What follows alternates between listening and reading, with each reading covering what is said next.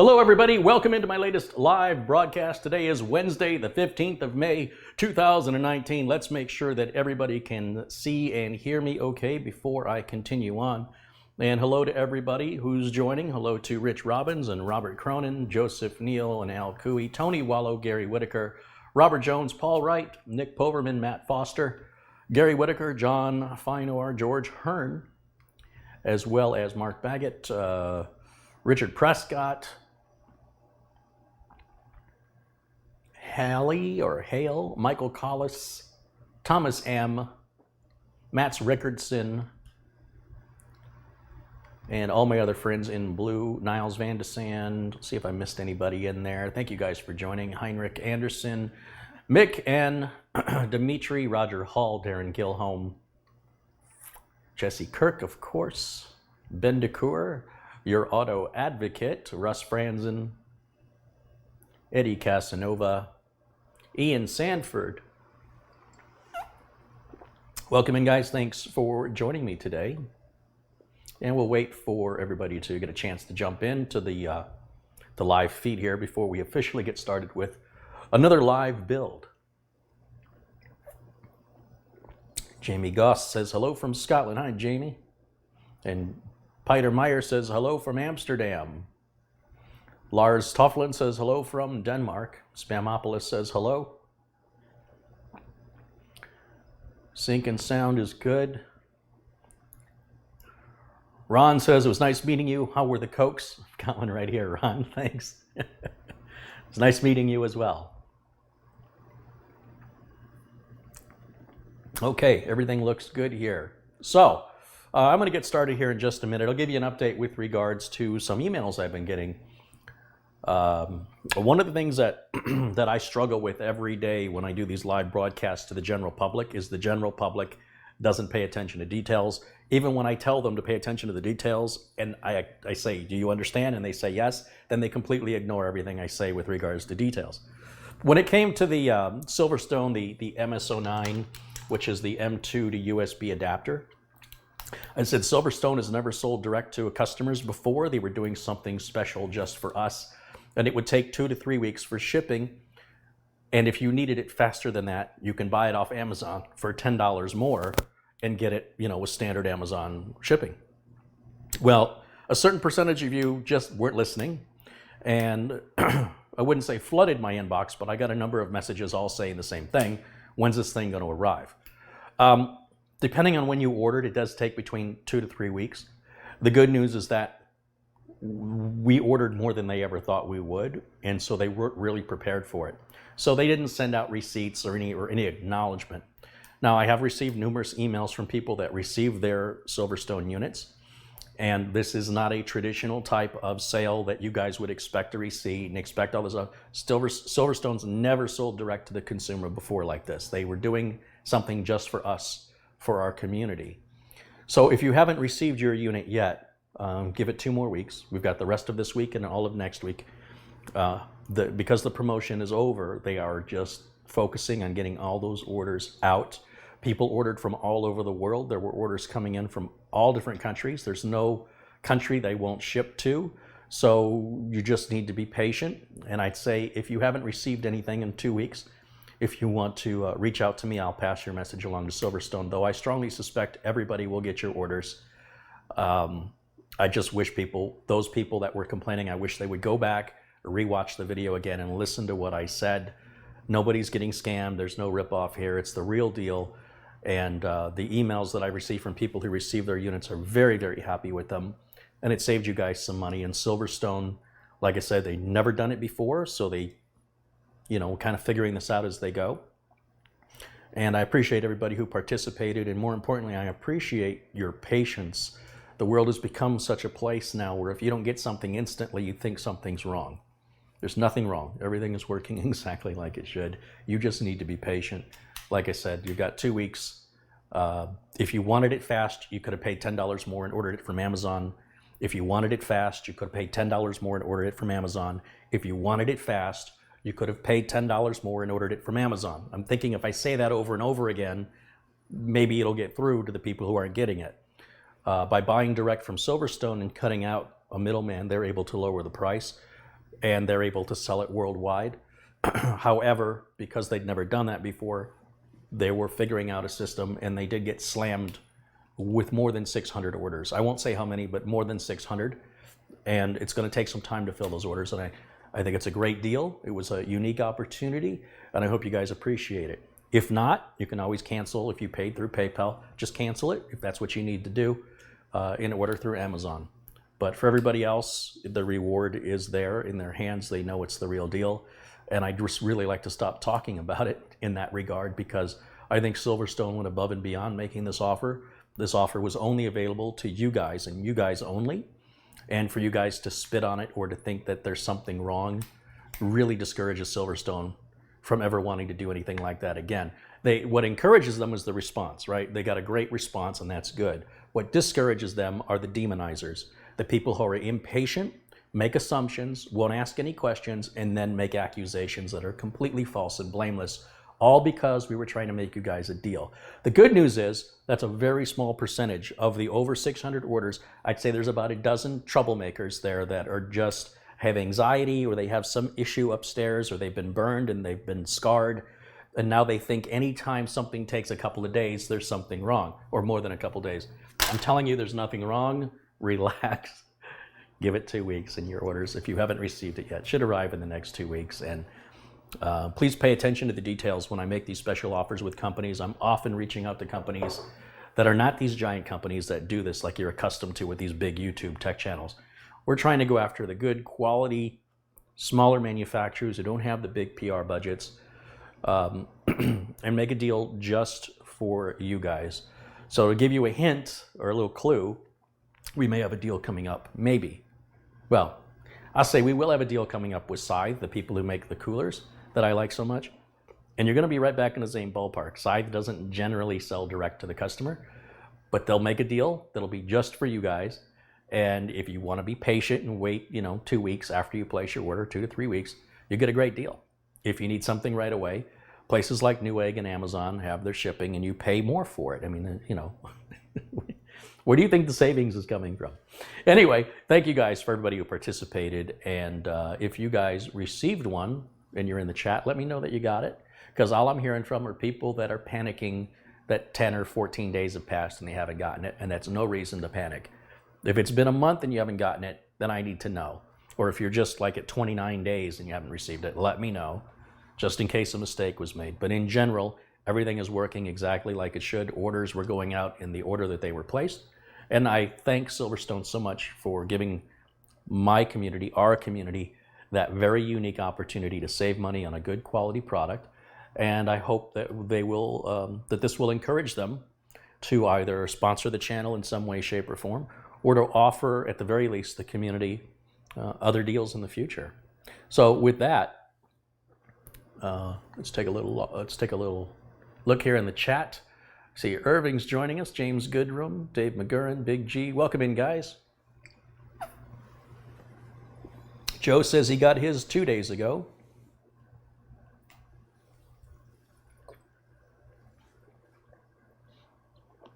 Daz doesn't like my power supply. Well, it's a good thing you're not the one in business for 27, 28 years that has to support it, right? I think I'll go with my advice, but thanks for offering even though you weren't asked. But if you want to order a computer from me, we'll put whatever power supply you want in it. For my customers, this is what I recommend. I have not seen a bad EVGA power supply of any make or model. Well, it's obviously made by EVGA, but no model of EVGA power supply have I personally had go bad for about 2 years. And the one that did go bad went bad within the first four days. It was a cheap $30 EVGA 430 watt power supply, of which I installed about 40 or 50 of those. Only one has failed. So don't let the naysayers in the chat tell you what's true and what's not, because it doesn't alter reality. I have to sustain a business, and so the requirement, I'm not just building one computer, I'm building hundreds of computers, and I have to choose parts from manufacturers that I know are going to sell a quality product at a really good price and will stand behind it if something goes wrong. So you can buy whatever you choose to buy. It doesn't bother me because I don't have to support you. But be very cautious over people's attitudes and about product anywhere online, because most people, They're just hobbyists. They don't build hundreds or thousands. They have one experience one time, and then they decide that everything that that company makes is junk because of their one bad experience.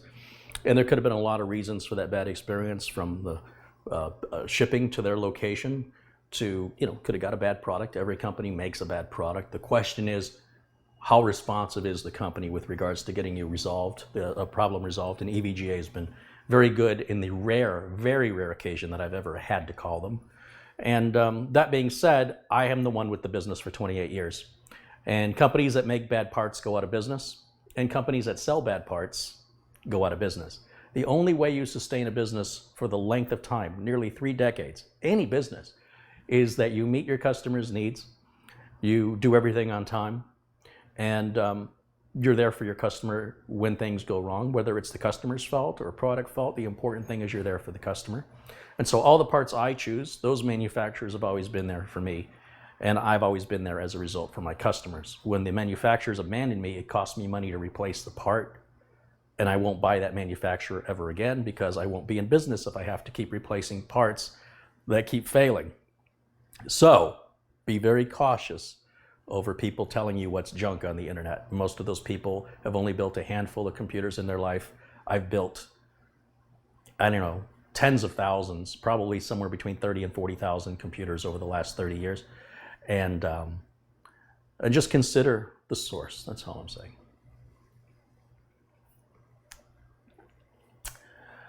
The important thing is that I'm the one held accountable, not the person in the chat room. So whether they like something or not, it has no effect on somebody with a fake name and no verifiable history in the industry to question somebody who is verifiable in the industry for almost 3 decades. It's very insulting. But just remember the source of the information, and of course, take responsibility for your decisions regardless. A couple of contributions came in. Let's give a few shouts out here to these generous contributors. R Tech has contributed 100 Swedish kroner. Fred Adams has contributed $20. He says, Carey, I'm using the computer you sent me last month. Right on, Fred. That's cool. Thank you so much. And who else do we have in here? I think I missed another contribution.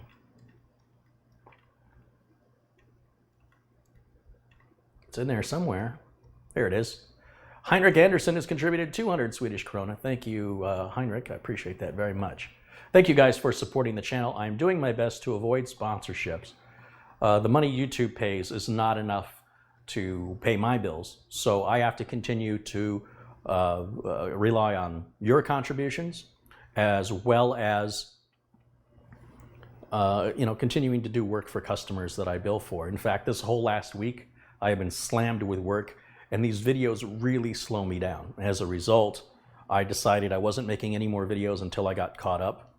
And I'm not quite caught up, but I'm caught up enough where I can turn the camera back on and keep going. The process of filming these builds, because we're having a conversation, it takes about 4 to 6 times longer to get the build done, though I enjoy it. I'm more relaxed. When I'm not filming, I turn the stereo on, or I put headphones in, and I just stay focused and I work, and I just get the job done without any distraction.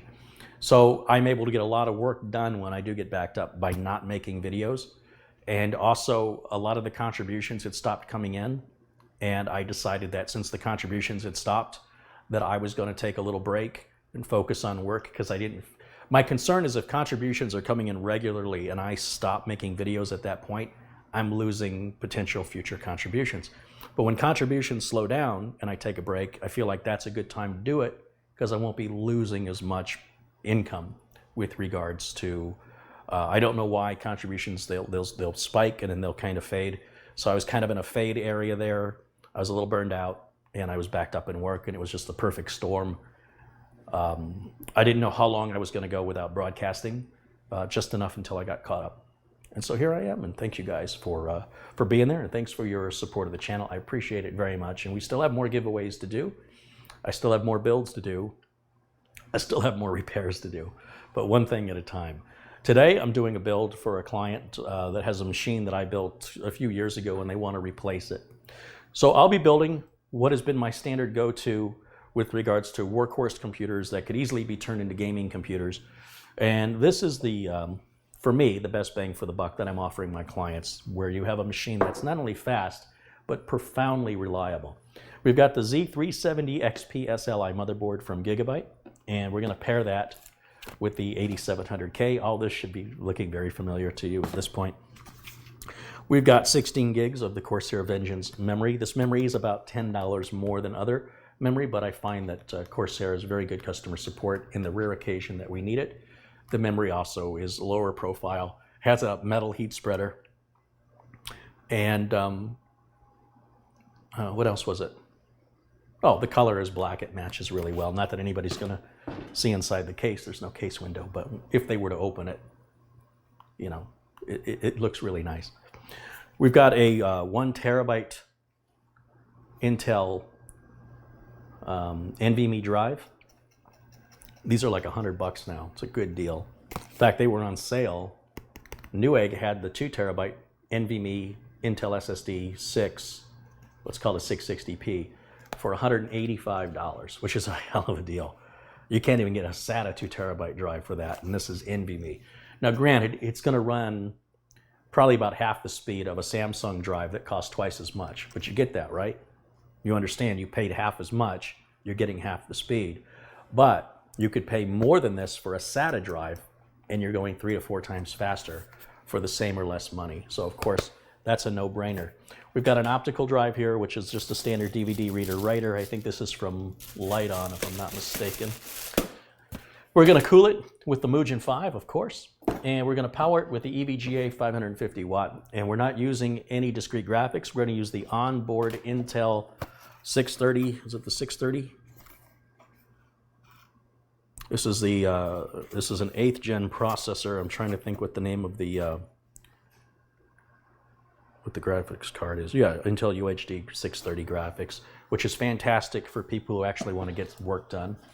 And most of, I would say all of my office clients are using onboard graphics, with the exception of maybe a dedicated workstation that does AutoCAD or something where discrete graphics are necessary. Paul Tillman's contributed $5. Thank you, Paul. He says, thanks for your vast amount of information. Well, thanks for joining me here. Babel Forever's contributed €5. He says, nice to see you again. Keep up the good work, Carey. Well, thank you, Babel Forever. I appreciate that very much. And did I miss one? No, I think I got all you guys. All right. So again, thank you for supporting the channel. I will eventually, I've been sort of tiptoeing into testing the waters for sponsorship from some companies. But even then, it's very mild sponsorship. It's very minimal amount for very light sponsorship. I'm not looking to just hit you over the head with stuff and have constant bombardment of advertising. Just not interested in doing that at this time, although it could make me a lot of money. I'm just not comfortable with that as a business model. It's too common. It's what the bigger YouTube channels do, and I want to do everything opposite of the way they do it. So we'll see where that path leads me. I have no idea. But in the meantime, you guys are your sponsors. I mean, you're the sponsors of the channel as far as I'm concerned. And that helps keep everything, I feel, very unbiased and very diplomatic.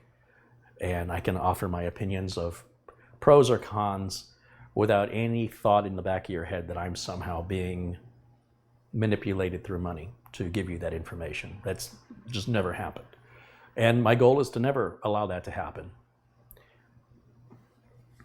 Jeremy says I missed his contribution. Let's take a look. What do you suggest for dual monitors? This will run dual monitors, no problem. No problem. All right. There's Jeremy's $10. Here's for a case of Coke for all the great tech work you do. Thank you, Jeremy. Chris's Tech Channel contributed $2. He says, I just put an SSD in my Dell laptop. It's much faster. Of course, absolutely. And then earlier on, Tony Wallow contributed 99 cents. Winston Anglu contributed $2 Canadian, and Russ Franzen contributed $5. So thank you guys so much again for supporting the channel.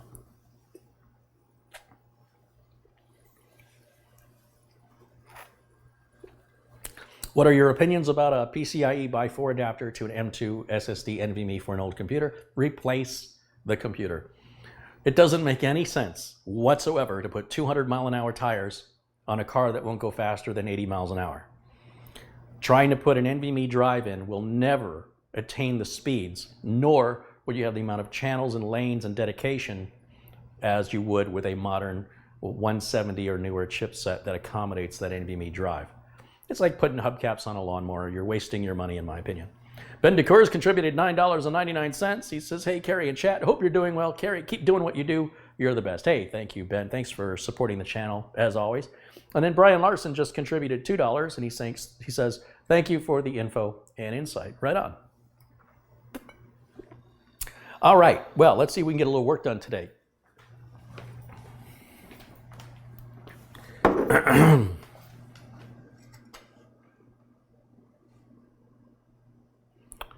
All right. I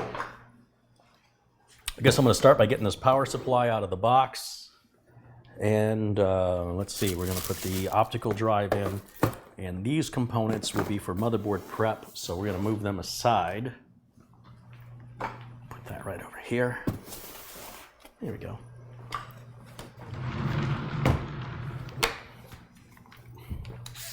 Ray Davids contributed $5. He says, your info helped me a lot when choosing the build for my Alienware 15R4. Very cool. All right, where's my little doorstop? Let's get this thing from stop spinning. There we go. Still on the original charge on this Milwaukee screwdriver. When you get anything with a lithium-ion battery, it's best to let it wear out all the way down as far as it'll go, and then charge it all the way up, and do that 3 times to get the longest battery life out of your battery. So I'm just using the screwdriver as I normally would. I'm not using it anymore. I'm not using it any less. Just to see how long the battery lasts, I'm kind of curious. I think we're going to be approaching 2 months here pretty soon, and I've yet to charge it from the original charge.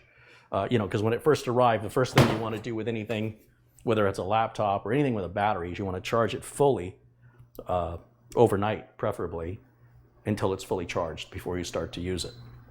And once again, that's to condition the battery for the best longevity. Newcomer 8771 has contributed $5. He says, have a Coke on me, and thanks for all the great tips. Right on, thank you. All right, so let's get this over here. Let's set this down here. And our documentation for the case. Don't need it. Push that out. Yeah, I think this is a Lite-On drive. No, this is Asus. This is their Eco drive, I think, is what that is. We call it M-Disk.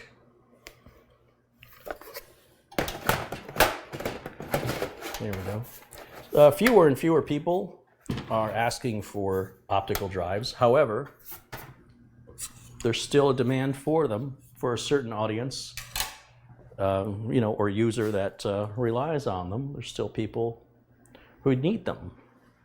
When we enter into the gaming community, that's where everybody wants to have, everybody's downloading everything, and those gamers, the people who game, are typically more technically savvy than your average home user. So your average home user, they're reluctant to download anything off the internet and things like that. And there's also certain kinds of businesses that are a little slow in technology and catching up. The medical industry is a bit slow. The real estate industry is quite a bit behind the times.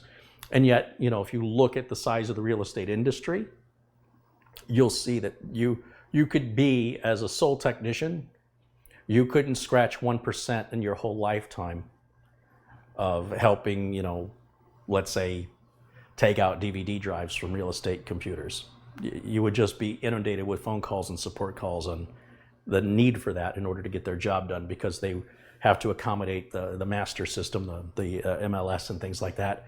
And it's just a raw example. Many accountants also, a lot of people don't like change, and they have a way of moving files back and forth, QuickBooks files, Quicken files for clients. Not everybody trusts going online, and who can blame them with all of the exposure, potential exposure that opens you up to. So people, there are many people that have of the mindset that if I handle it myself in my own hands and I'm not uploading it to some mysterious cloud, then I have control of the data and only me. And when you're in business, and business is money and money is your livelihood, there's people who will go the extra step, even if it means it is literally an extra step, in order to ensure that the possibility for that to happen is zero. So there's lots of reasons why the real world still uses optical drives. Well, the gamers in the in that community fail to understand what other people's shoes feel like when they walk in them. Thank you to Colin Hunt for contributing £5. He says, have a Coke on me. Greg Benthouse contributed $20. He says, thanks for hosting this great community. I'm a big fan. Well, thank you, Greg. I appreciate your contribution very much. Paul from Mars says, I got my Silverstone order on Friday. Thank you in Silverstone for the great offer. Right on, Paul. Thanks for your contribution as well. Did I catch me up? I think I'm caught up. Now, I don't know what we're going to do with the customer's older system. The reason we're upgrading this is because they have Windows 7, and I said to the customer, you can upgrade to Windows 10 for free. The system that I built for you will run it no problem. And they said, well, we would feel better with a new machine that comes with Windows 10, and there's got to be something faster now. And I said, well, of course, you've had that machine for 5 or 6 years, I think. So what we're selling now, what I'm selling now, actually, I'm not selling anything. The customer buys the parts. I'm just building computers. That's all I do. And I said, yeah, there's NVMe drives, and they're much, much faster, and all this other stuff. And they said, yeah, just go ahead and do that. And I said, well, what's the plan with the old computer? Because, I'm thinking there's another potential giveaway we can do. Well, they're going to talk to their grandchildren and find out if they can use a computer. And if so, then I'll take that and reset it back, and I'll put Windows 10 on it, and it'll be fresh and clean. So none of their existing data will be on it. If the grandkids don't want it, if it's too old, many kids are the most demanding users. If that's the case, they'll probably just donate it to me, in which case I'll wipe it and we'll have a future giveaway machine. So either way, it's fine with me, and we'll cross that bridge when we get to it. But first I have to build this one. This little box of parts comes with every brand new case, and that's going to contain all the screws and everything required to mount the parts inside. And then I'm going to go ahead and remove this wire tie off the umbilical port here for, not umbilical port, but umbilical cords. And these cords all power the switches and everything up front. And we're not going to hook them up yet, but I just want them out of the way.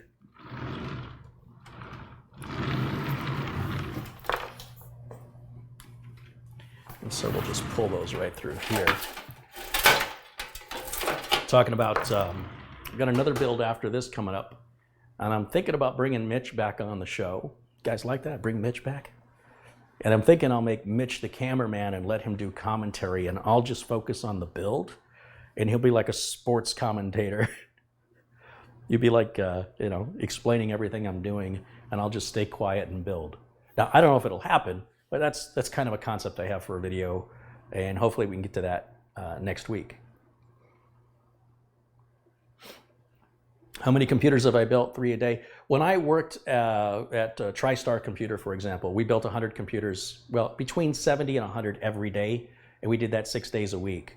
So of those, I probably built 10. I'd say between 6 and 10 computers a day for 3 years. So I don't know how many that is. And then there's all the, I don't need to prove myself to anybody. There's somebody in the chat that's doing the math. I can assure you, I've built well over 30,000 computers. It's easy, very easy to do. And if you don't believe me, I don't care. Like, you don't have to believe the earth is round. It doesn't make a difference in my life. But, I guess some people, especially millennials, the concept of working that hard for that long, for that many years, seems like Harry Potter wizardry, but it's true.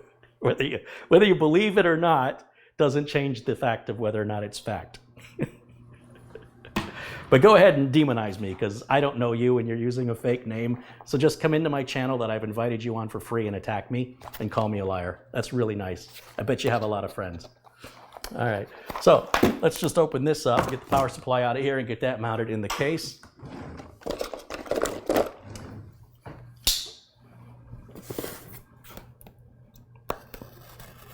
So when I worked at TriStar, we used to build computers, full-size towers, very heavy. And this back in the 486, 12 25, 4633, 46DX2, DX4. We were building those, yeah, 70 to 100 a day we were shipping out. And I would often, so I was in charge. Anybody who bought a computer in Arizona, I built that computer. Anybody who bought a computer anywhere else, the warehouse built it. And then if I was slow, I went into the warehouse because I enjoy it, and I would just help them out. And we'd crank machines out. It was crazy. You never saw so many computers just lined up. We had a big, it's like a big S-shaped track with rollers, and you would roll the computer from one station to the next. And so what I would do is, rather than be part of the assembly line, I just grabbed a bench and I went over to what we called the cage, where everything was fenced in and locked in order to control inventory losses. People would steal. You'd bring your parts list to the cage would check off the parts, you'd sign off on it, and I took that to my bench, and then I would build the whole thing rather than go through the assembly line. And then I would just pick the computer up and take it over to the software install side of the assembly chain, let it go, and go back, grab the next list. So yeah, doing between 6 and 10 a day when you're not doing the software side of things, yeah, it's pretty easy. And even back then, we used to have to add everything. You know, we used to have to add sound cards, network cards, if there was a network back in the day. Modems were typical. Set all the jumpers for the cards you were installing. All the RAM was installed in a much more complicated way. And the good part was all the parts were the same, right? I mean, there was only like 3 different motherboards we used. There were only about 5 different processors you could pick from. So when you do the same thing over and over and over and over again, it's pretty easy to do a lot of them pretty quick. All right, so there's our power cable. I guess I'll take this out of the bag. We don't need the bag. And we got black screws with the 550 watt power supply from EVGA. Now, let's take a look in here. We'll put the power supply in right like this. Put the fan facing down so we can draw air in from below. And then we'll get the screws out of the bag. Sometimes it's just easier to rip the bag open than try to open it. All right, here we go.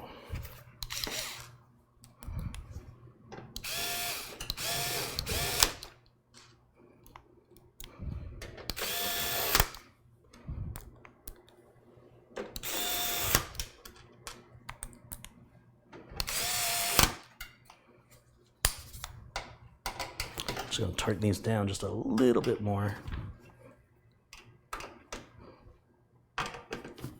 There we go. That preps the case. Oh, just need the I/O shield in there. Let's grab that out of the motherboard box. And we're going to start prepping the board next anyway, so we can go ahead and bring these parts over.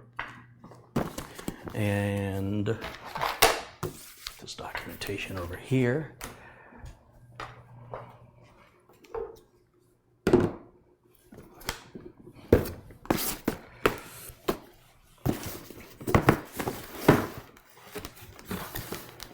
I'm really liking this Z370 XP board. If you can't tell, I've just built 4 of them in the last 2 weeks, or has it been 5? And I think I've got another one coming up next week. Same configuration, be the same board, same cooler, same processor, maybe twice as much RAM. I can't remember right now what the RAM was on it. Same case, optical drive, I believe. Are we doing an optical drive? I can't remember now.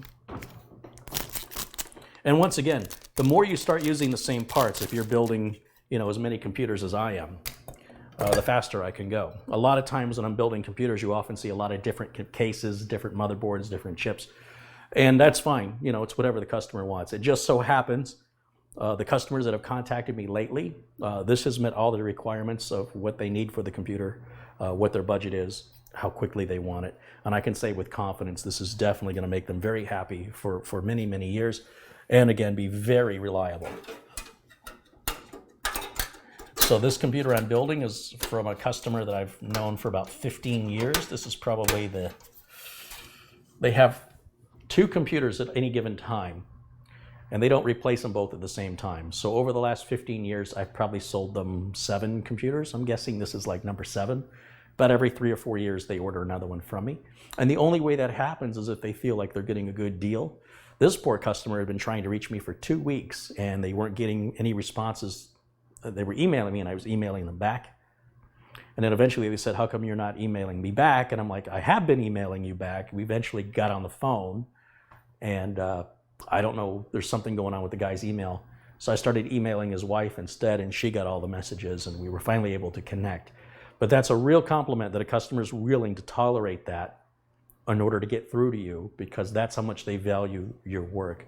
And that means the world to me, that people are understanding and patient, and that they know that it's worth it at the end, that they're going to get a good deal, they're not going to get ripped off, they can trust me, and they can know I'm going to be around to help them if they need help. And with the machines I built for them in the past, they know that that's a very rare thing. And there's just some things that come with experience. You know, when you have an experience with a service provider and you like that experience, you want to go back to it, whether it's a doctor, a mechanic, a plumber, what have you. It may be not somebody you go to very often, but somebody that you trust to do the job right. And so I take that very seriously. And that's why I get a little incensed when strangers on the internet attack me when they don't own a business and they don't know what that's like. You know, they built a computer for themselves and they think they're techs, or they think they know everything because they read the forums at Reddit or something. It's just different world online, you know, than it is in real life. And some people, no matter how much I talk about it, it's occurring to me, there's just some people who refuse to accept it and they wish to remain ignorant. And there's nothing I can do. There's nothing I can do. But for those of you who see the value in what I do, I appreciate that very much. It's something that I have worked on for 28 years. There's not many people that have been doing what I've been doing. And I even proved that loading an early video, not my first video, but an early video I did over 10 years ago. I re-uploaded just to show you, for anybody who doubts, this is what I have been doing. And I'm very proud of it. And that's all I got. You know, it's just all I know how to do. I mean, I could work on cars if I wanted to be brutalized in the heat. And yeah, I'll leave that to Subaru Mike. I'll stick to filming. That's what I'll do.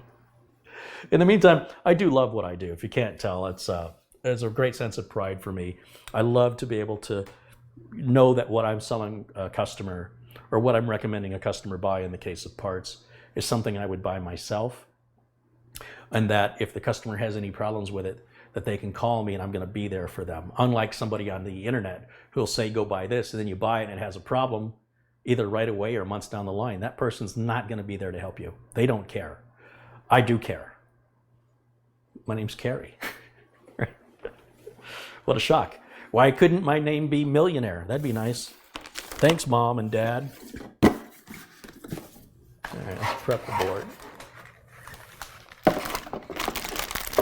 I have some older videos from more than 10 years ago, but the problem with those videos is I was doing a radio show at the time, a nationwide syndicated talk show on computers, and I was doing that for about 6 years. And during that time is when I made my first YouTube video. And I got burned pretty badly by the person who hired me. He deceived me, and I allowed it. I mean, I'm naive. I didn't see it coming. There were a lot of signs when I look back on it. There were a lot of warning red flags. And I choose to give him the benefit of the doubt. And I got really worked over at the end. And I'm still pretty upset about it, pretty resentful about how it went down and why. So for that reason, any video I did where I promoted that radio show, I long ago took down, and I will not repost them. Don't want to give that person any attention or any acknowledgement. The damage they caused to, you know, you trust somebody, you think somebody's like a brother to you, and then they just stab you right in the back as if you deserved it. Yeah, the way I deal with it is I just pretend it never happened. I annul the whole thing. Never happened, don't want to talk about it. I appreciate the experience I got, you know, doing that radio program, interviewing guests, got to meet some great guests and establish some wonderful relationships with companies. Even back in the day, Acronis, way back in 2003. Well, I guess it was in 2003, 2005. And many of those relationships exist to this very day that were founded there. We go back and look at Tech Vets, the show that Mike Smith and I do. Our first show was in 2009, and we're still doing shows. We're 10 years on with this podcast. We both run our own computer repair business. And while there are other computer repair podcasts, they're not run by the same people they were 10 years ago. So I think Mike is also very proud of that accomplishment. We're always happy to help others who want to do what we're doing and at least, give them a realistic perspective of what to expect if you want to do this. Because it's not all flowers and roses. There's a lot of issues you have to deal with, difficult people, difficult customers, getting paid, misunderstandings, contractual obligations, things like you want to take a vacation, who's going to do your job while you're away? Will that person steal the work from you, or will the customer try and steal the worker from you, pay them less? So there's a lot more to it but I do enjoy the challenge of it, and I enjoy the work. And I enjoy sharing it with you guys, especially the people that appreciate it. So I guess what I'm going to do first is I'm going to put the NVMe drive in here, because that's easy. Get the easy thing out of the way.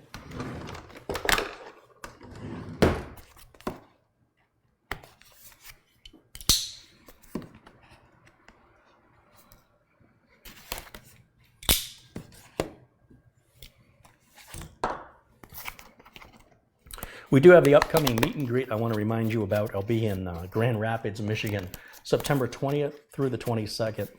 And it's a convention called TechCon Unplugged. Grand Rapids is a pretty big city in Michigan. I think it's the second most populated city in the state. So it's not like you're going to be in the backwoods or anything like that. They've got their own convention center. We won't be at the convention center. They've got their own airport, everything. And the weather in September, mid-September in Michigan should be gorgeous. So I hope you'll swing by and see me if you are going to be there. I have a couple slots available because I'm going to be there for 2 weeks. I'm overlapping a trip with the convention. And if you want to build a computer with me, the same process applies in that you will talk to me about what parts we're going to order. You'll pay for the parts and order them, and then I'll have you bring the parts to where I'll be staying near Grand Rapids, Michigan. I'll have my camera. I plan on broadcasting every day, and I'll get to meet some interesting people. I think I've got 3 people lined up. I still have room for about 3 more, maybe. We can squeeze in 3 more. And you've got now, between now and September, if you live in the area or you want to make the drive there and hang out with me and build a computer together. I'm not charging anything for this, but you do have to provide your own parts, and I will help you select those parts for that specific event, if you're interested. Matt Foster has contributed £5. He says, I haven't been able to get caught up on your videos because life got in the way, but have a Coke on me. Yeah, Matt, life does that, doesn't it? It does sometimes get in the way. But that's okay. That's what life is all about. I'm also going to be expanding the Life 101 channel. There's links to that in the notes below this video, where I just talk about life philosophies, things I wish adults would have told me, or I don't know, sort of had me prepare for with regards to human behavior, jobs and bosses, politics in the office, not necessarily politics in the sense of government, but politics in the sense of what happens in corporations and people's behaviors. We've all heard the thing about bullies turning into losers. High school bullies become losers later in life many times. And that's didn't make me feel any better at 15 years old that somebody who's captain of the football team and has everybody eating out of his hand in 15 years is going to supposedly be a loser. I don't know. But I can tell you that there are ways to improve your life today, right now, regardless of your situation. And we're going to focus on that on the Life 101 channel. I'll bring my friend Ron back, who really is the inspiration for me to be at his level of acceptance of things. I still have some resentment about certain things that occur and the way certain people behave towards me. He's sort of the role model for me to achieve that I work towards. And so to have him on and to ask him those questions, a lot of the questions I'm asking are coming from a personal basis, you know. So I'm hoping that you come along for the ride and you enjoy the conversation. You don't have to agree with it, but I hope you enjoy it.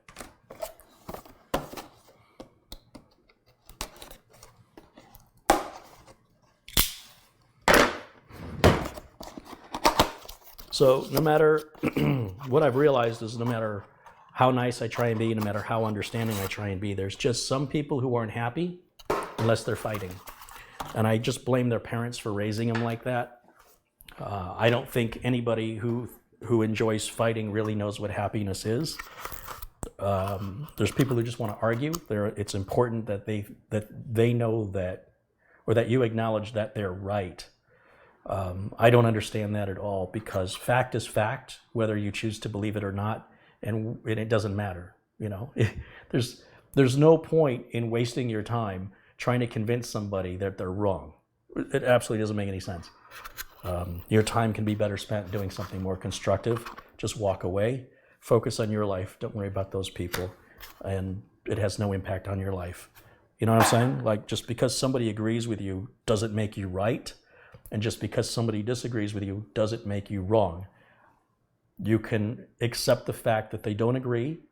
You can accept the fact that they have no idea what they're talking about, and walk away. That's a stronger, more powerful statement, because the more you argue to insist that you're right, it shows how insecure you are, that you need to hear it back from somebody else. And it's very telling about people who do that. So that's why you see, when it comes to people being rude on the channel, I'll often shut them down real quick, because it doesn't change anything in my world. It doesn't undo 30 years in the industry. It doesn't affect my income. It doesn't affect my customers. And what they're trying to do is to affect me emotionally. And if I allow that to happen, and sometimes I do, but I try my best not to, then what I'm doing is I'm allowing them to control me. I am voluntarily giving them permission to treat me as though I'm a puppet and to pull my strings. And for me, that's really important, that I pull my own strings and not to take the bait. You know, some people, like, I don't know why they want to pull other people's strings. I don't know what's in it for them. But I can tell you that when you help somebody instead of attack them, it feels 10 times better than whatever you're getting from attacking somebody. It's a world of difference in the reaction you get and how you're treated. And I'd much rather have friends than enemies, but I'd also rather walk away from an enemy than fight with them. Just walk away. The world's a big place. You'll never see each other again. Just walk away. That's part of my philosophy. It wasn't always my philosophy, but I'll tell you what, it's a lot easier to live with. It's a lot easier to sleep at night. It's not good to be depressed all the time or angry all the time, and certainly not to consent to allow somebody to have that effect on you. You made me mad. No, nobody can make you anything. You voluntarily chose to be mad. You chose to react that way. Look what you made me do. No, nobody made you do that. You did it. That was your choice. Well, I had to. No, you didn't have to. You could have made a different choice. You could have walked away. Walking away is not cowardly. Running away is cowardly. Walking away, that's very strong. That's stronger than someone who wants to stay there and argue and fight. And that's why so many people can't do it. They don't have the strength. But you practice. You practice, you practice. You get better and better at it. All right, so now we're ready to install the cooler. I've got the NVMe drive and the CPU installed. Same build. So last 4 builds have been identical. There are more close-up shots in those previous builds, which is why I'm not going to repeat them today, so that we can hopefully get this done in less time.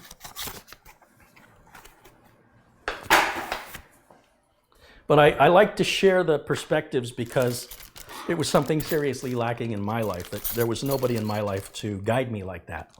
And so this is all stuff I figured out the hard way, and it's not for you to necessarily agree with, but something for you to consider and, accept what you want and throw away the rest, and hopefully just have a better life. It's all temporary. Everything is temporary. We're here for a short period of time. It'll all be over before you know it. And I think the biggest middle finger that you can give to death is to enjoy yourself as much as possible in this life, even when you have every reason not to.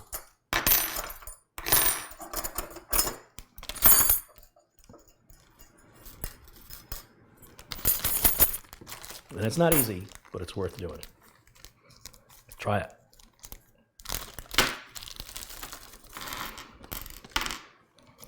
All right, I'm just getting the parts out for the cooler that we're going to use, and I'm putting the rest of the parts that we don't use for this build into the Ziploc bag for the customer in case they, who knows, maybe they replace the cooler and they want to reuse this on an AMD system or something. They'll have all the parts to transfer it to a different socket type.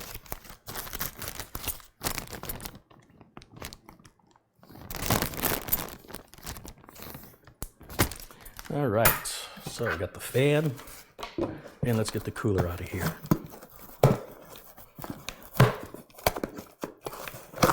I think I'm going to make a video where I'm going to grab all of Scythe's current model coolers and then just grab like a test rig and just run the coolers on a loop, you know, run the same test on the same hardware and just swap the coolers out and then compare the price, the installation process, and the effectiveness of the cooler all from Scythe. I got a feeling I'm going to come back to this one being the best deal.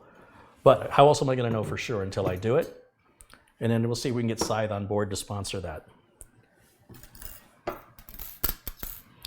Speaking of which, I'm going to install the Scythe cooler now, and I'm going to put the back plate on first.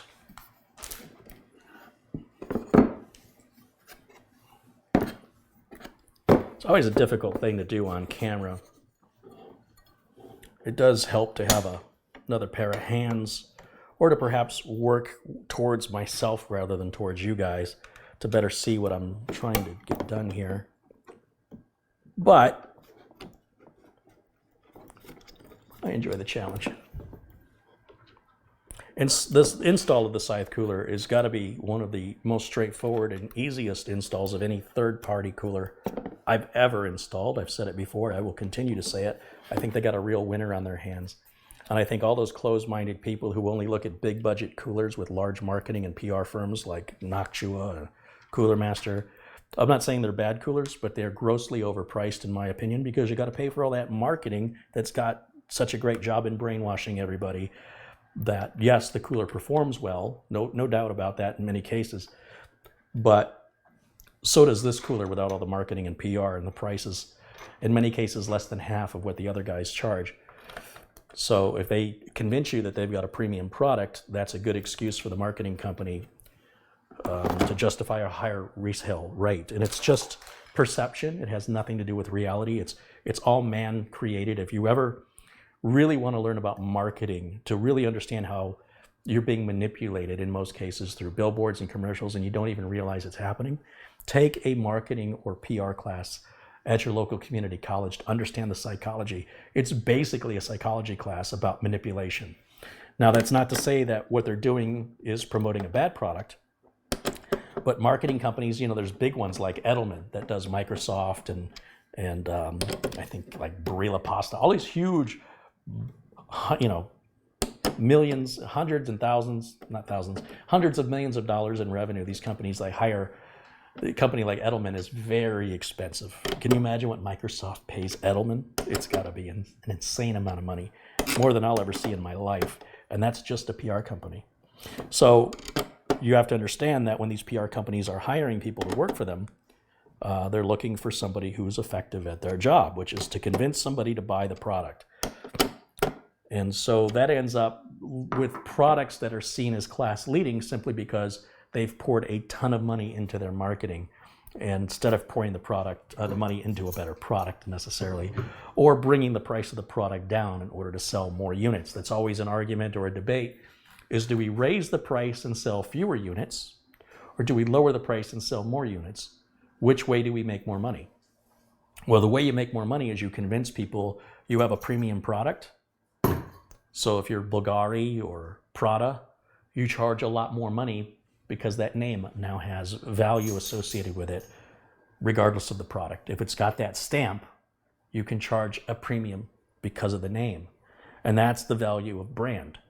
And because Scythe is not so well known here in the United States, they don't have that big marketing budget. In my opinion, they've put it into a superior design. Everything from this little cutout right here to make room for taller RAM when you have RAM on both sides, like on a socket 299 motherboard.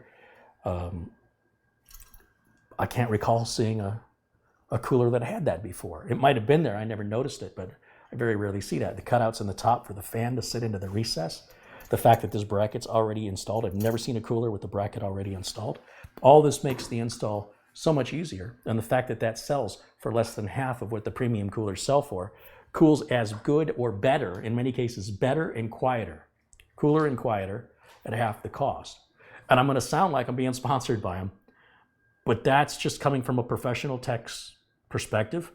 I've never had any of these go bad. I've never had to replace these fans. I haven't been using them very long, so I shouldn't have had to, but everything's normal there, and time will tell. You know, the worst thing you're going to have to do is replace this fan, and that's true of any cooler at all. Liquid cooler also uses fans, so those fans are going to go at some point.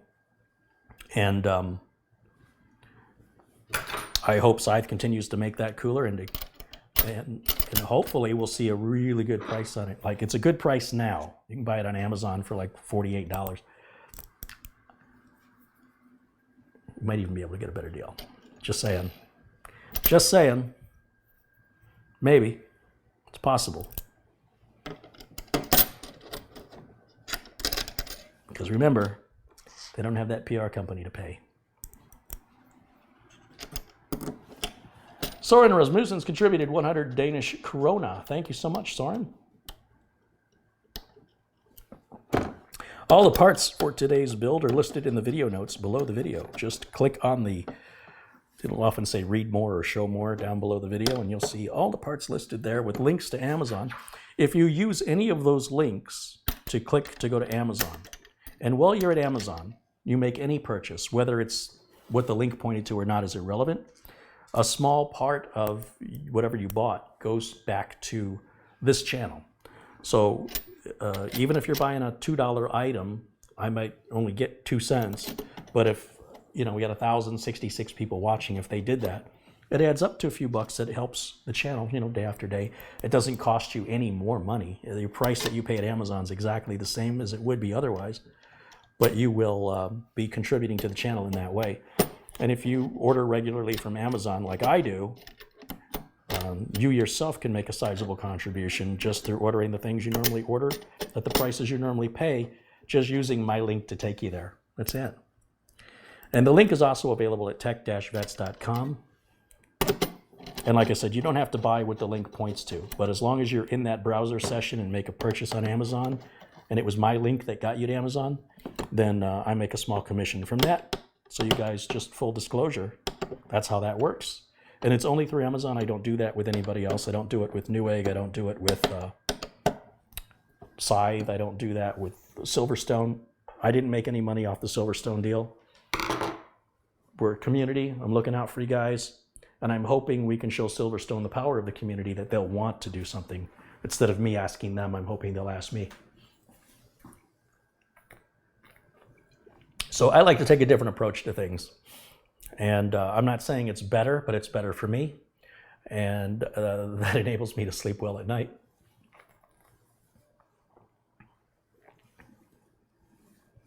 Time for another one of those. All right, let's get this cooler installed. I guess I need a rubber glove. Time for the glove. Bum bum.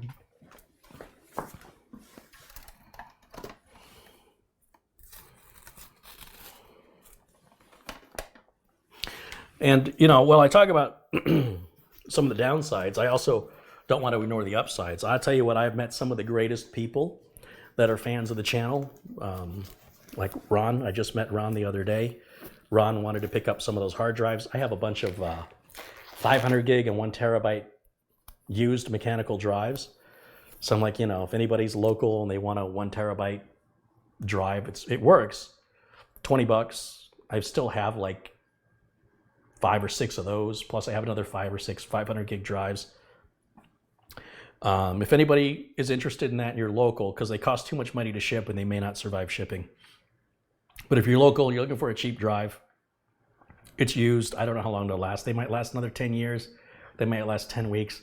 But I'm selling them cheap. I'm trying to get rid of them because I'm all about solid state now. And the only time I install mechanical drives is if they are a very large capacity, like 4 terabytes and larger. Otherwise, For the most part, you just don't see them on here anymore. They don't make financial sense to do it. They're too unreliable. They're too slow. They slow the whole computer down.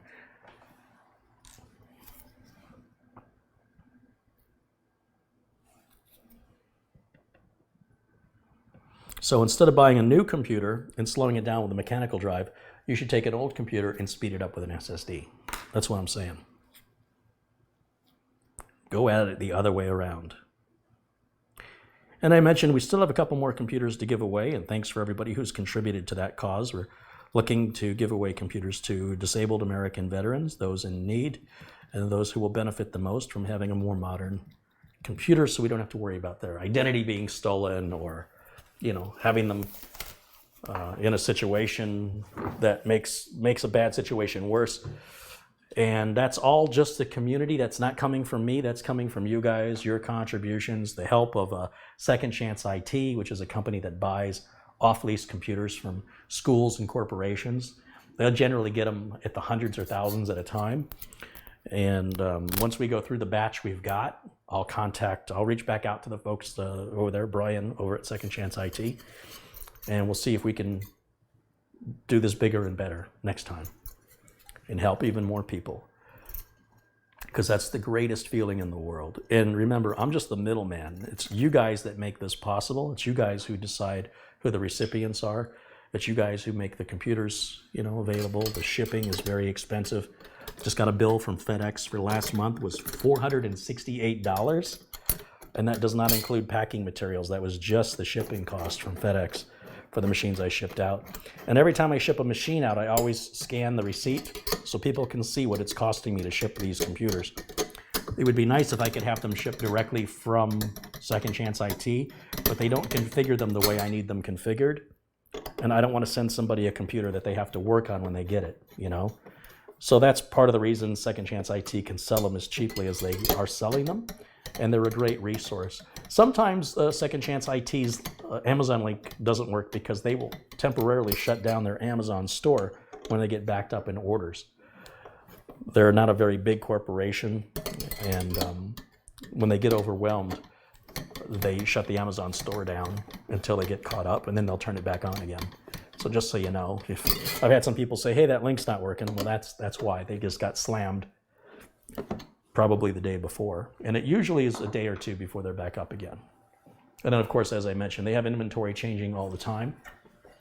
So if you don't see anything you like this week, check back next week, and you might see whole different items being offered.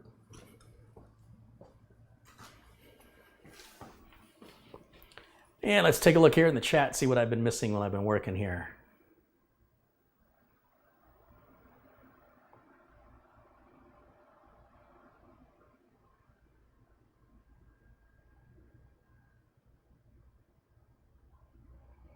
Jason says Silverstone does realize you single-handedly got them so many orders. Yeah. I mean, of course they know that, because you guys were the only ones ordering direct from Silverstone. Like I said, Silverstone doesn't sell direct. So anybody contacting them about a direct sale would have been us, our community here. So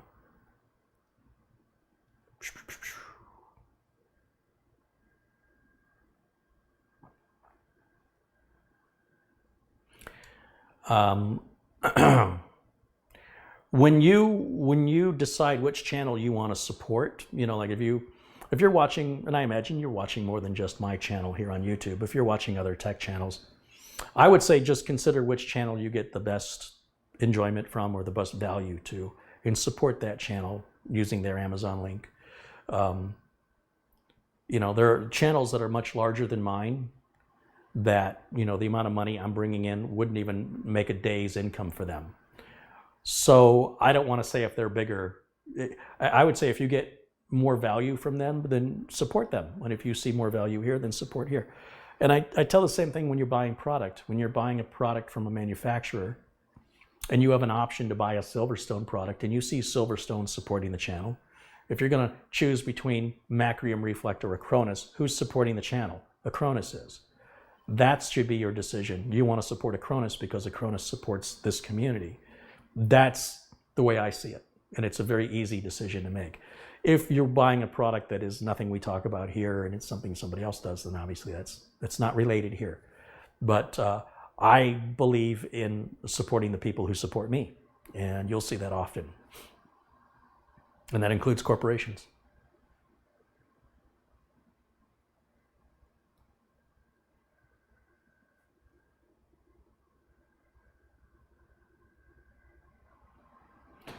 Okay, let's see if we can go back to finishing this up. So we've got the cooler installed, and I got to put the fan on, and we'll put the fan on right now. Let's do that.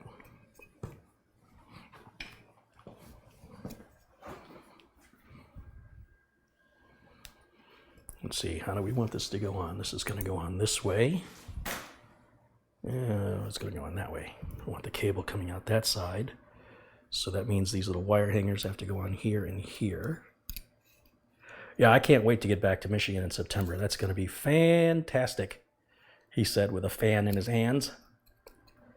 So looking forward to that. The weather, the people, the food, meeting everybody at the convention. The convention, by the way, TechCon Unplugged, it's really intended for techs who want to start their own business or who have already started their own business and are looking to work more optimally, to expand their business, to find sources for, I don't know, Windows or whatever to buy it legally, to get advice on marketing, billing, invoicing, advertising, bill collecting, hiring. All that's going to be covered in great detail by people who've done it, not by people who theorize it, but people who actually live by the sword. We'll be talking about what techniques work for them in their environment, right? Every city is sort of a different culture, and not everything that works one place works in another, but you should be able to take from that a concept and then build upon that concept to do what fits your environment. And I think that's the important thing to consider, is that everybody's not the same. Billing rates are not the same. People aren't all worth the same amount of money, and communities don't all cost the same amount to live in them. Some places are far more expensive to live than others. And all of that factors into what you charge. How much credit you want to give a customer before you stop working for them can be a real tough decision to make. You go, man, this customer gives me a lot of work, but they haven't paid me in over a month, and they need more work. Do I continue to work, or do I demand payment, or do I demand partial payment? Stuff like that is stuff you may not think about when you say, hey, I like working on computers and I want to be a tech. Then you realize there's this whole business side of things you are not prepared for the most case. Most of us that are really good at fixing computers, we don't like to say no to people. We don't like to say, give me my money. And there are people who will fully take advantage of you if you do that. And so part of this convention is going to be talking about these kind of challenges that self-employed people take that are in the tech industry, and what successful people in the industry now are doing and why they do it. Tickets to the event are, I believe, $199. It's a 3-day event. It's Friday, Saturday, Sunday, September 20th through the 22nd. All your food is included. There are meals that are, you're paying for the meals basically. There are panels, numerous panels, as well as the meet and greet. And I think they're going to be going out and doing something like a little, I don't know if they're doing like an escape room or some off location event for people that voluntarily want to, go hang out and just do something non-computer related, that a little challenge, a little fun, sort of bond, get to know people better. We did that back in Chicago. We did the escape room, and that was a lot harder than I thought it was going to be. I'm like, this is going to be simple. I'm a logical guy. The escape room wasn't logical. The things you had to do didn't make any sense to me, but not all of them. There were a couple things I'm like, there's no way I would have ever gotten that. So I completely overestimated or underestimated what the escape room was going to be like, but it was very difficult. In fact, we did not get out in time. I mean, it was me, Mike Smith, a lot of smart people in that room, and we did not. I think we needed 2 more minutes and we'd have had it. I think they had a time limit of, it was either 30 or 45 minutes. Might have been Maybe it was 20 minutes. I can't remember anymore. We needed 2 more minutes. If we'd had 2 more minutes, we'd have just nailed it under the wire. But I thought we were going to be in and out of there in like 3 minutes. We're all computer guys. Come on. How hard could it be? It was hard, yeah. Now, if I had to do it again, I know better what to expect. Maybe. Because you go to a different escape room, it may all be different. But these escape rooms are a lot of fun. You sort of get locked in a room with a few other people, and you're given clues around the room. One thing was like there was a clue inside of a safe, and you had to use another clue in order to figure out what the combination to the safe was. So once you got the combination to the safe, that would reveal part of a clue to unlock a lock to find the key. And then when you open the lock, you'd open up a box, and there was another clue that led to the key that opens the door to get you out. And then there's a panic button, if there's any reason you need to get out or there's a fire. Obviously, you can get out if you have to. But, you're not physically trapped in the room, but you're playing along like you are. And it was a lot of fun. And in our escape room, we had a zombie on a chain. And if the zombie made any contact with you, you were dead. And you just had to sit in the corner until everybody else finished the game. And the zombie's chain, as time ticked, got longer and longer and longer. So the zombie had further reach. And it was stressful, but fun. It was fun. And not what I expected at all.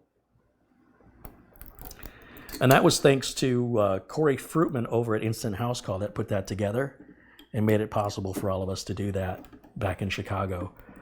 And I'll never forget it. It was a really good, positive team building experience. And even though we didn't get there, we were so close. We were so close. And I say I might have gotten 1 clue out of about 30. So I was not very good. I was not good at all. I like to think next time I'll be better. But it's not what I was expecting. I thought it was all logic. And instead it was a different kind of logic. It's hard to explain.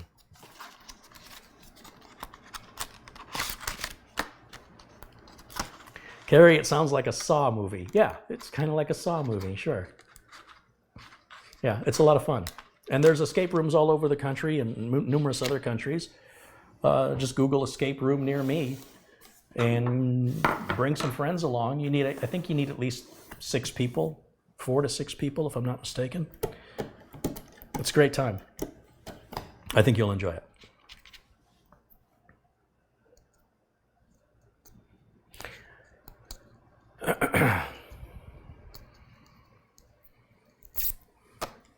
All right, I'm just going to plug the RAM in right now.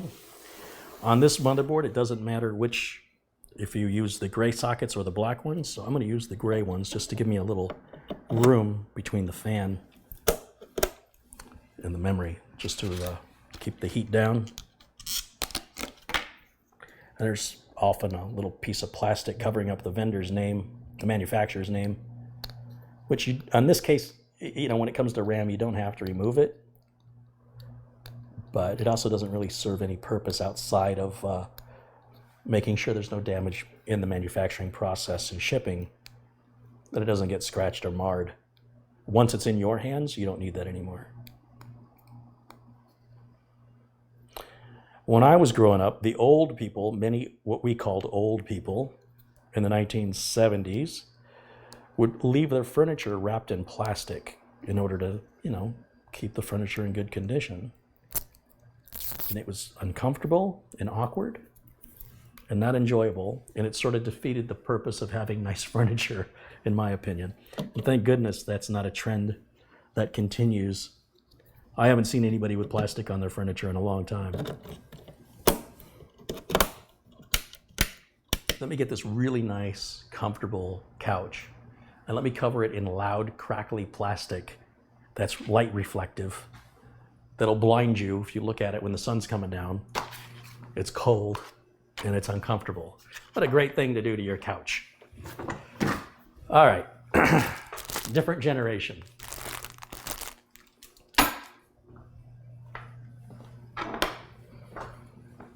I'm just gonna move some stuff back here to clear my work area. And I don't need any of these screws for this build. There's always 3 bags of screws on these 200R Corsair cases that I don't use. I might have missed some contributions. Let's just check and see what I have missed.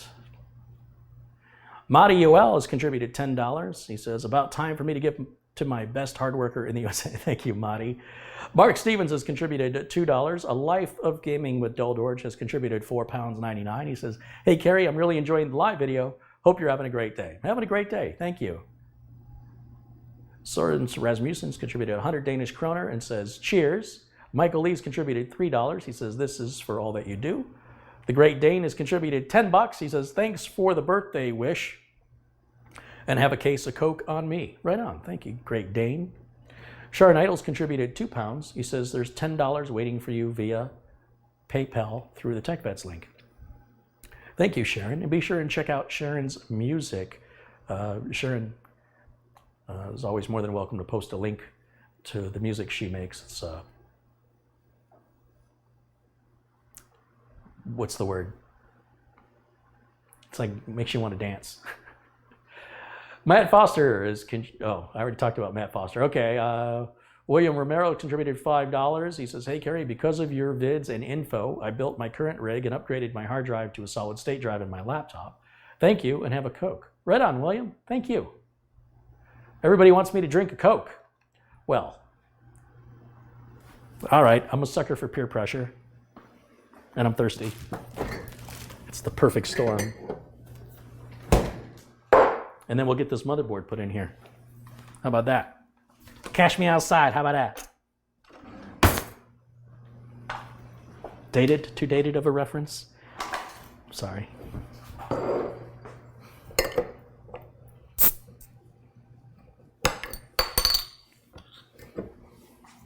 Cheers.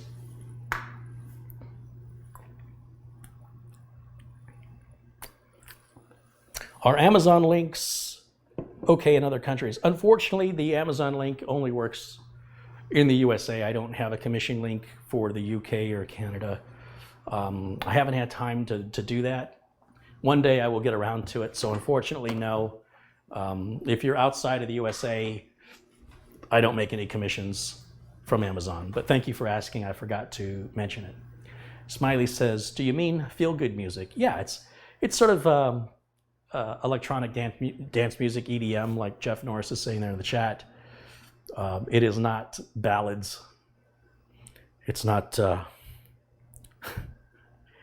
it's not Elton John. You know, it's upbeat, modern dance music.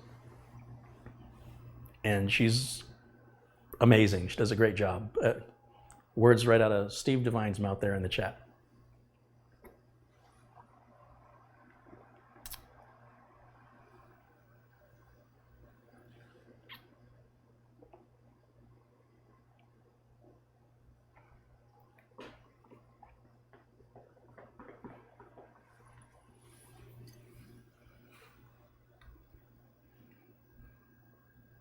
There, Sharon's got a link to her video, her website with her music.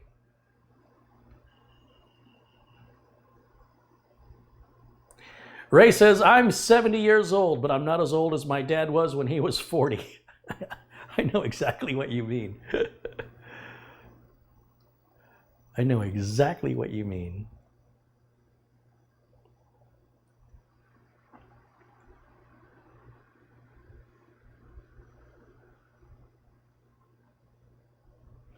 TechCon Unplugged, for $199, you get dinner at Dave & Buster's, as well as a game. Oh, they must have added that recently, or I didn't see that. See that we did a convention here that was a channel con, a conference for what we call the channel, the industry, the distributors, the vendors, the software manufacturers, all that work in the distribution chain, right? Of what it takes to be a tech. You have to have a chain of where you receive your parts and software. You need a support chain. And they had these events planned for us that were the most bizarre. Like they had us go to an equestrian show in the 115-degree August weather of high humidity that was outdoors. How many of the computer techs are really interested in being outdoors or watching people ride horses? It was like they didn't know their crowd. And it was very uncomfortable. It was hot. It was just miserable. And so a lot of us, we went there to just look at it and we went, oh, we want to leave. And they said, you can't leave. And we're like, Mike Smith just about blew up. Like, he was upset. He's like, no, we are going to leave and you're going to bring that bus back and you're going to put me on it and you're going to take me back before I have a heart attack from this heat or a stroke. And they did.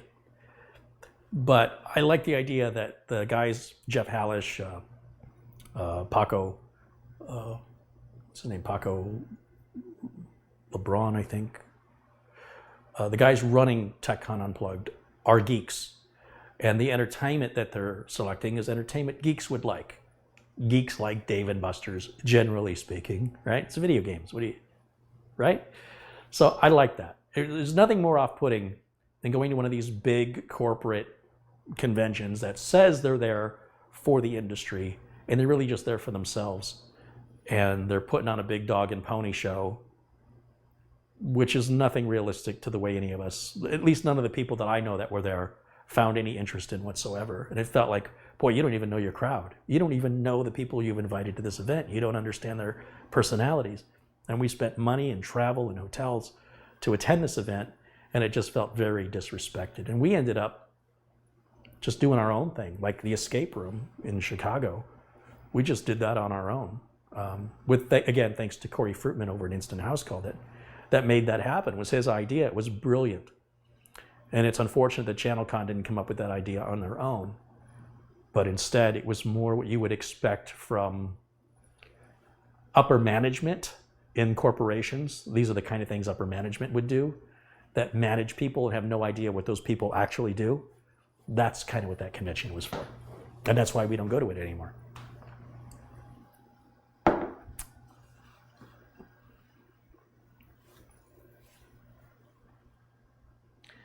I want to remind everybody that all the parts in this build, and in any video you ever see from me, all the parts are individually listed in the video notes below the video, along with links to the screwdriver and the Lazy Susan that I'm using here, this round rotating table. And it's all listed there.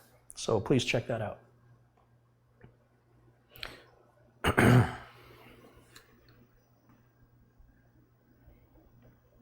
Debbie says, you've given my husband the confidence to do a new build. Right on. You should do it. It's very easy. Ken says, I was in Grand Rapids last week for the Tulip Festival in Holland, and we stopped at the TechCon Holiday Inn, and it's a nice hotel. Oh, that's good to know. Holland, Michigan is not too far from Grand Rapids, and when they plant, how many tulips is it? 2 million tulips? And when they all come in bloom, well, you can just type in Google search Holland Tulip Festival and see what it looks like. It's amazing. My wife's favorite flower is the tulip, and I took her there. But unfortunately, that year they had a big windstorm. It blew all the petals off the tulips within like a few days after they bloomed. So it was a tulip stem festival, sort of. But it's a little town that's recreating the Dutch, Netherlands. They've got one of the, I think the last windmill that was exported to the United States. And they grind wheat there into flour. It's a working windmill that they sell there. And I think it was the very last, because I think the Dutch government said, we're not exporting any more of these windmills. They're a national treasure. They're staying here. And that was one of the last ones that got exported. And I used to go there as a kid. They would take us there on field trips in elementary school, and thought my wife might like it. So on our last, well, not the last trip, but the trip before last, where my wife joined me in Michigan, we went through Chicago, and Chicago to Holland is a pretty short drive, and Holland to Grand Rapids is also a fairly short drive. And it's a neat little Dutch town, it really is.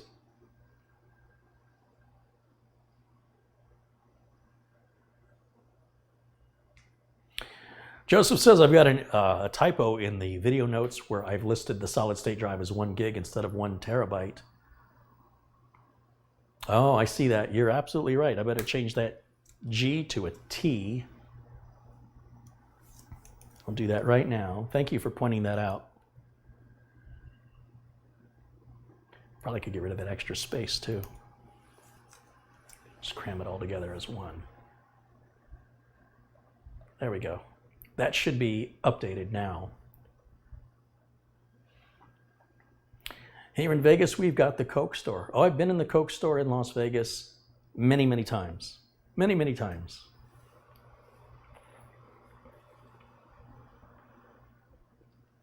And the M&M store.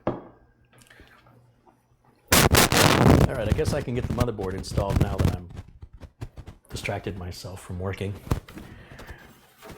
It's how I have my break.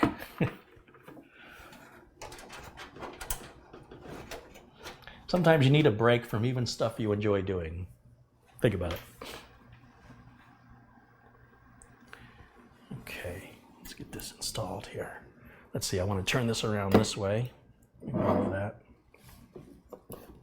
that. And I always have this little grounding strap that likes to get caught. So I'm going to move that up right now. I'm just going to lift it up with my finger on the metal I/O shield back here. We'll turn this so you can see what I'm doing here.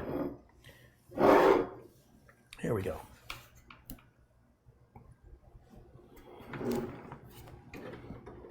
Bring that in. I've got to get around the cables on the power supply. I've got to watch the rear fan cable, power cable there. And I'm going to want to hook up that 8-pin power connector now before I install the board. So let me just make sure the board lines up okay first. Make sure we're not going to have any fitment issues. Everything looks good here. And this 8-pin power cable goes way up in the top corner. It's very difficult to get on once the motherboard's seated with this case and this cooler and this motherboard. So what I'm going to do is I'm going to take the power supply cables and I'm going to remove the wire tie that's kind of keeping them all grouped and out of my way. And I'm going to go ahead and get this cable routed. I know this is going to be okay, so I'm going to take the board out temporarily since I was a little premature in getting that in there. And let's bring this up. And let's find that 8-pin CPU power cable and get all these cables unwoven, you know, so they're all independent and free. That's going to make your cable management much easier later on, or you'll be doing it later on. So why don't we just do it now? That's for a video card, which we don't have. SATA connectors, don't need that yet. There we go, that's the one I want right there. We're gonna run that out through here. And then up through this top.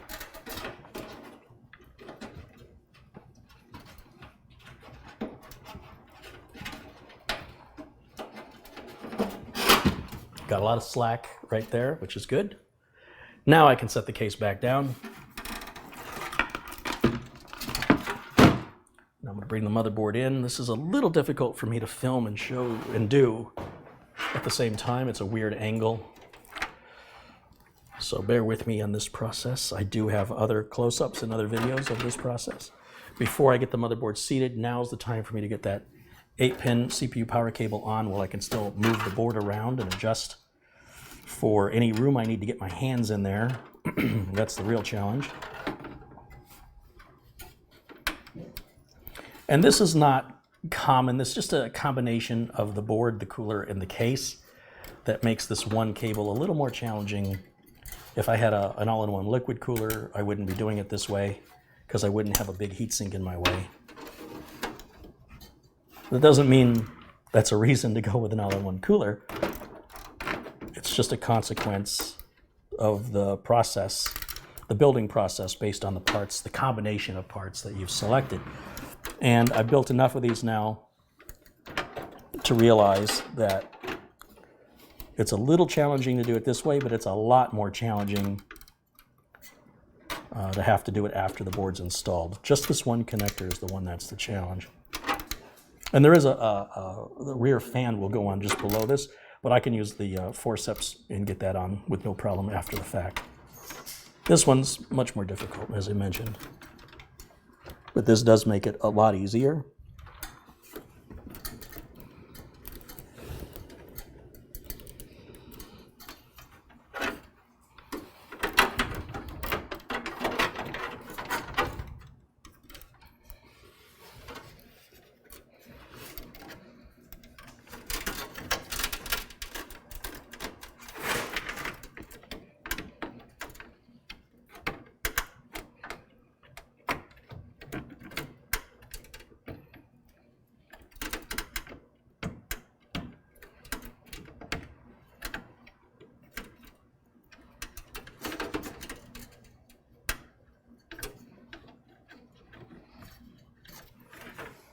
One side on.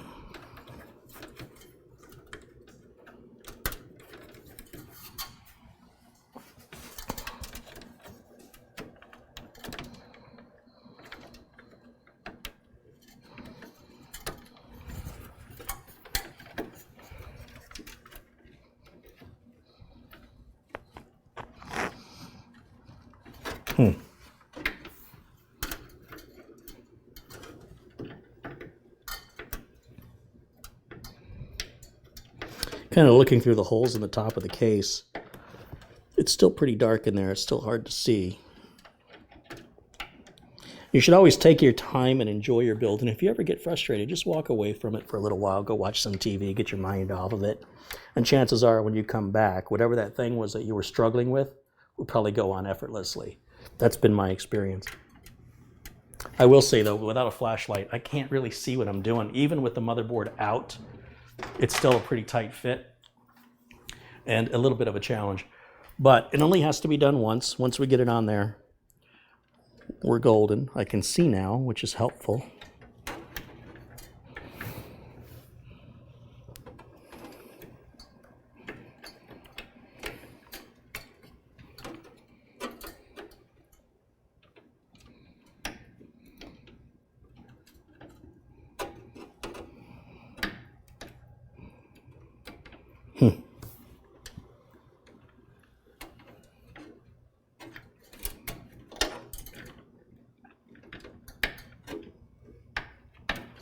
I think I might just try to put one on at a time, because putting them both on is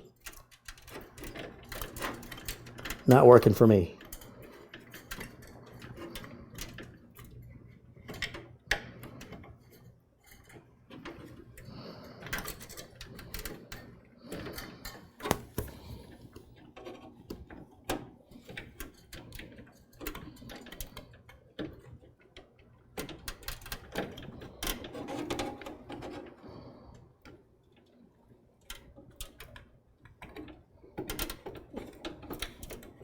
Okay, that's half of it. Sometimes I wish these connectors were just put together automatically or had some kind of a pin and socket that they would connect together to make this less challenging. But because they're split, it can be very difficult to get them both to align with the holes at the same time. And then once you seat one fully down, then it makes it hard to get any proper angle because there's not a whole lot of slack to accommodate the second connector. But that's true of all power supplies. It's not unique to this power supply at all. It's sort of universal the way they do this.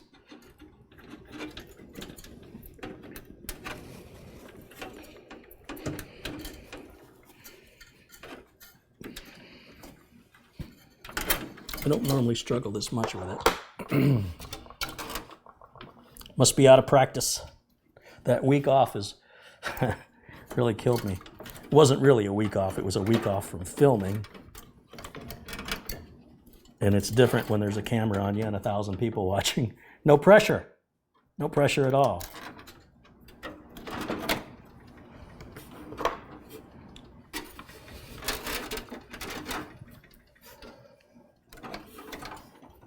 I might try and do this a different way. I might have to just take the board out and go at it this way if I have enough slack on this cable to reach. There isn't. Unfortunately, that is not going to work either. So I'm going to try maybe just kind of holding them together. Let me bend them the other way. See if I have better luck going at it like this.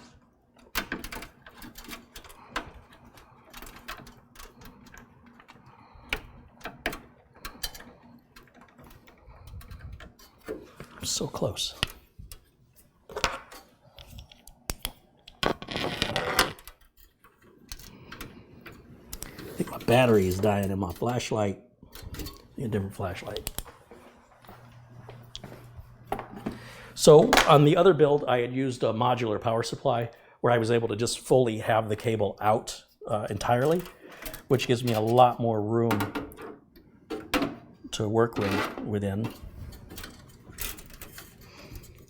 And because this cable is attached to the power supply, it just doesn't quite have enough slack for me to do this. But with that light, I can finally see better. And that is, I think, the major problem I'm having is how dark the case is inside of there, trying to get these plugs to line up with the socket. Because the plug wants to kind of go on an angle, and it has to be absolutely dead straight up and down, or it is not going to seat. It just isn't going to do it. And because there are two of them independently moving and shifting, it is almost making it a comical process.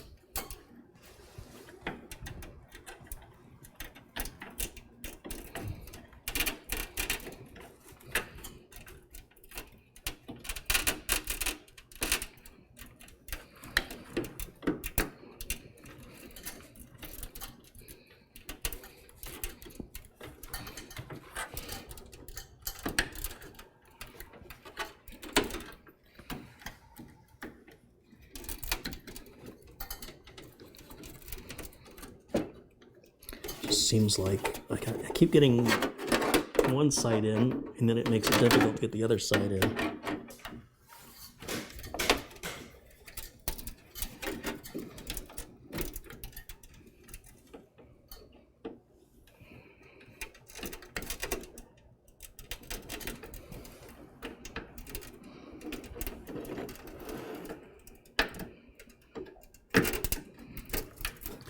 So what I had to do is line them both up at the same time and seat them at the same time, because when I seat one without the other one, it doesn't fully, one side goes down and the other side doesn't. So they really do have to go in together.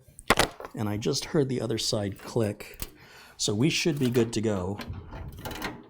Just visually inspect it, pull up on it, make sure it doesn't come out. Yep, that looks good. Now I have to move this rear case fan out of the way because it's gotten caught up under the board while I've been messing around. Make sure that all the I/O ports line up with the holes in the I/O shield.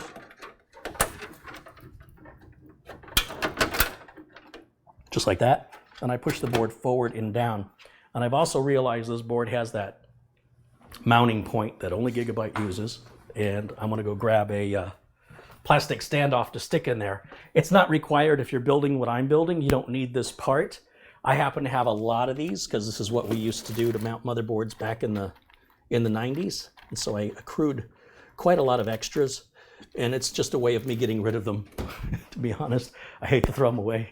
And you know, if you got them, use them. You don't need to go buy a packet of 50 just because you need one, because you don't really need it. But because I have them, I will use them. I just cut the little nub off of it. There we go. You think I'll do enough of these, well, I'll start thinking in advance. But it's just this little plastic standoff that I use. And it's just going to go in this mounting hole here in the center edge of the board for a little extra support. Like I said, it's not required at all. But I've got them, so I'm using them. There we go. So I'll put the board in for the third time. Make sure it lines up correctly here. See, I'm already having problems with that grounding strap right there. Patience. Enjoy your build.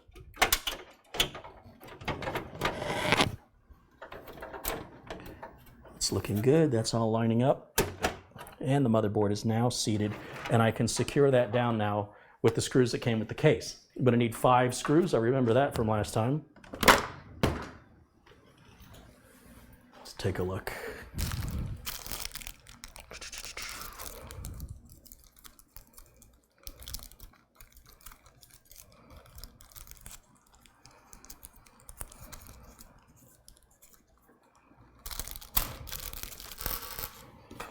I'm going to use my electric screwdriver. If you're building for the first time, you should be turning all of your screws by hand. You should use a magnetized screwdriver so the screw doesn't fly off the end of the screwdriver like it just did. It's in my case somewhere. I'll get it in a minute.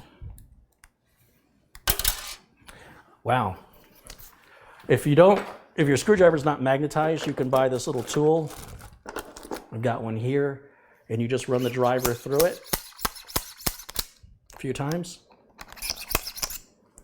And now it's a magnetized screwdriver. The magnetism does wear down after a while. So it's important that you have to sort of recharge it. Wow, these just are not sticking at all. So I'll tell you what I'm going to do. I'm going to just leave this on the end of the screwdriver. That'll just make sure it's super magnetized. Oh, that worked. You know, push comes to shove, you got to do what you got to do. There's one of my missing screws right there, and there's still one more in here somewhere. Where is it? Where did it go? There it is. So that's screw number 3. We'll put that down here on the bottom.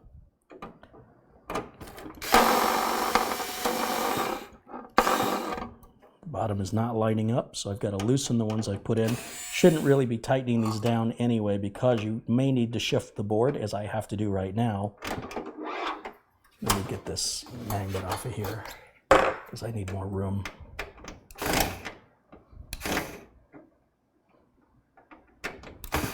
There we go. Yeah, that's good and magnetized now. I should be able to shift the board just a little bit. There we go. And I'm tightening them down, and I shouldn't be, because I'm overconfident. I just have 2 more to put on here.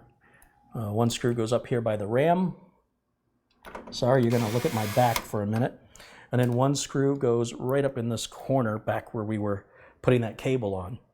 This is the tough area. You need a long screwdriver to get down in there, find that mounting point.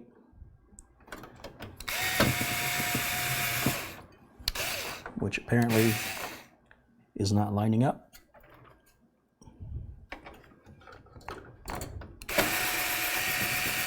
That's not good. So I got to loosen these screws again, because I was overconfident. And you just need to loosen them a little bit, just so you can sort of wiggle the board just a little to get those mounting points to line up with the standoffs behind. And always make sure that there's no standoffs behind your motherboard that you're not utilizing with a screw, because you can't see it. You know what I mean? If there's a standoff where there's no hole in the board, then what's going to happen is your board's going to ground out against that standoff and short the whole thing out. And that will not be a warranty issue.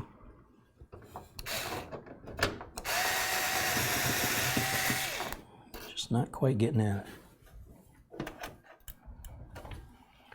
I think I'm going to try the screwdriver that came with the cooler to see if I can get in that little crevice a little easier.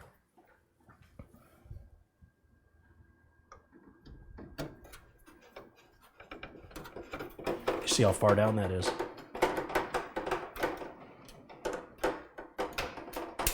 Yeah, it's just not going. And what's nice is this screwdriver from Scythe is a magnetized driver as well.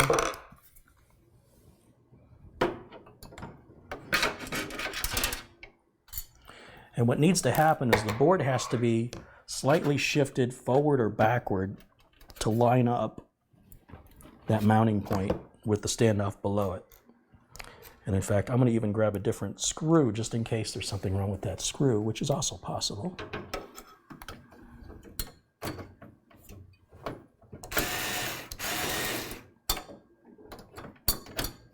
Just can't quite get down in there with that driver. So I'm going to try once again with this driver. This is why I have such long extensions on my screwdrivers, is to get way down in there.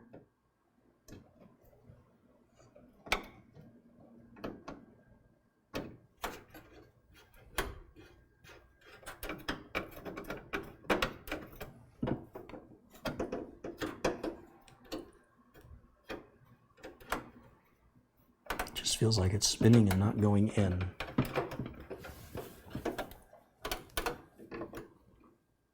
If you reach an extreme situation like this, what's best is to take all the screws completely out and then start with the one that's giving you the trouble, because that's the one that's having an alignment issue.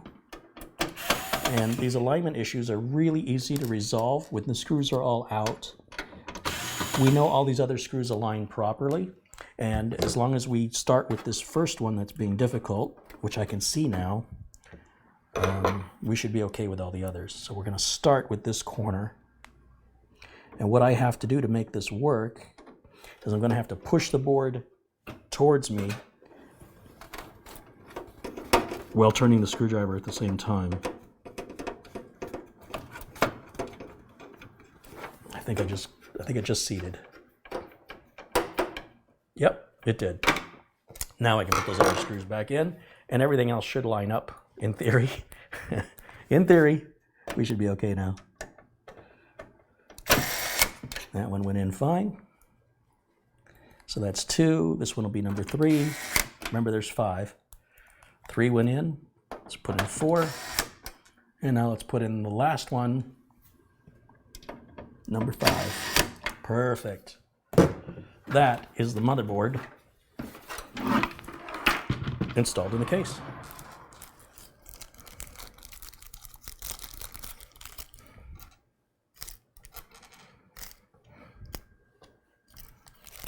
Look at that.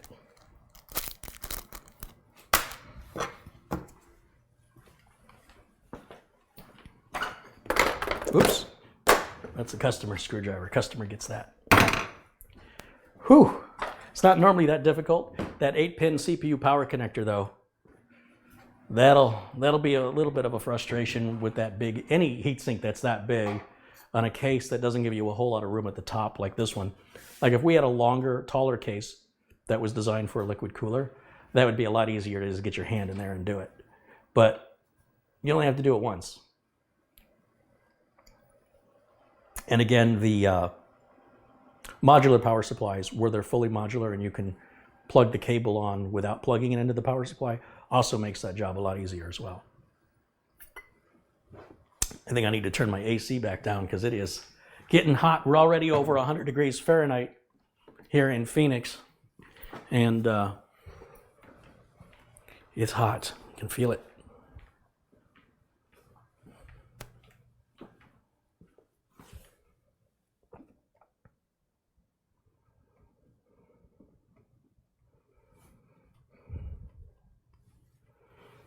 All right. Nobody has called. I'm checking my phone. There are no messages, which is good. I actually had to get a different phone number because I was getting harassment from somebody. But put a stop to that real quick.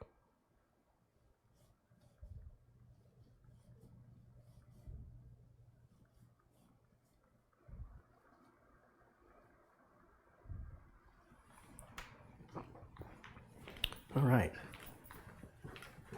Now, where was I? Why isn't my AC kicked on? I thought I just turned it down. Let me go back and check it again.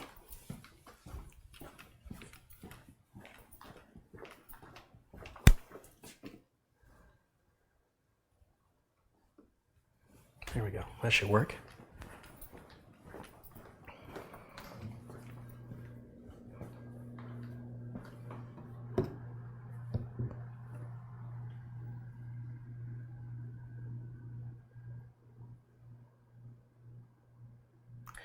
John says it's 62 degrees Fahrenheit in Pennsylvania.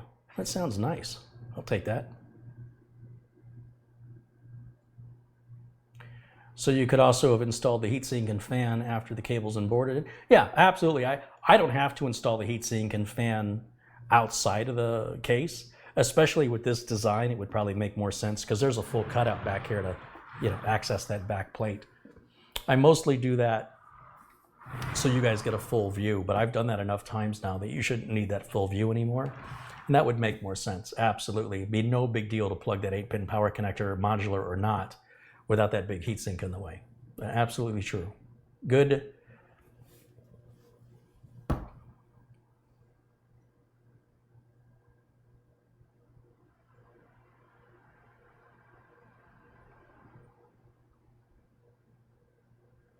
Okay. What am I doing next? I guess we can hook up these front port umbilicals next, which is the USB. Let's start with USB since I just said it. Let's see what we have here. There's the USB cable. Just reach around here and plug that right in, right up here. And I guess I'll plug in the motherboard power as well since I'm right here. That's this big 24-pin connector right here. We'll get that plugged in.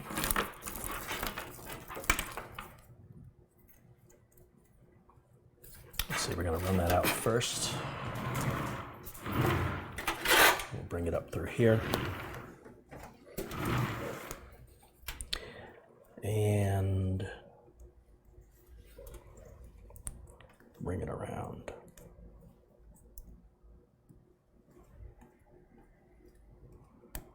There we go.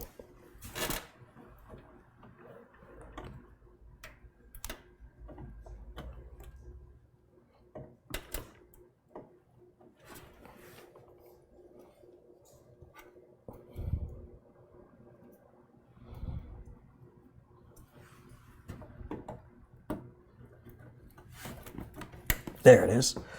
All right, then we have the front port audio connector, and that I like to run as far to the back of the case as I can.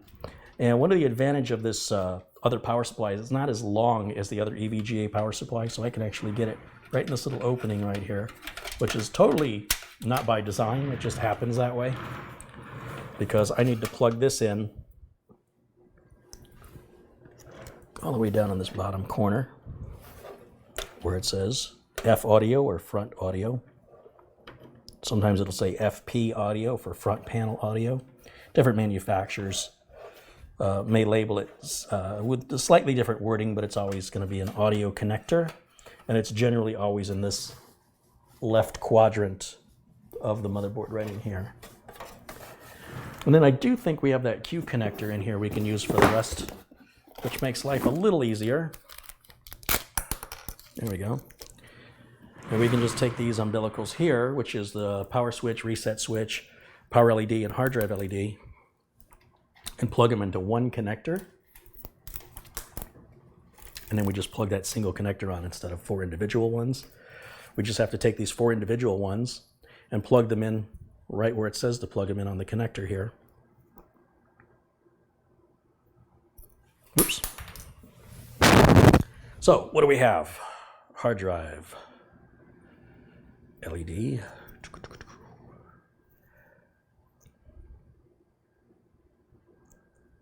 that goes right there. And what's this? Don't want that one. This is the power LED, and we'll put positive over positive of the, goes in exactly over the hard drive LED, positive cable closest to the edge.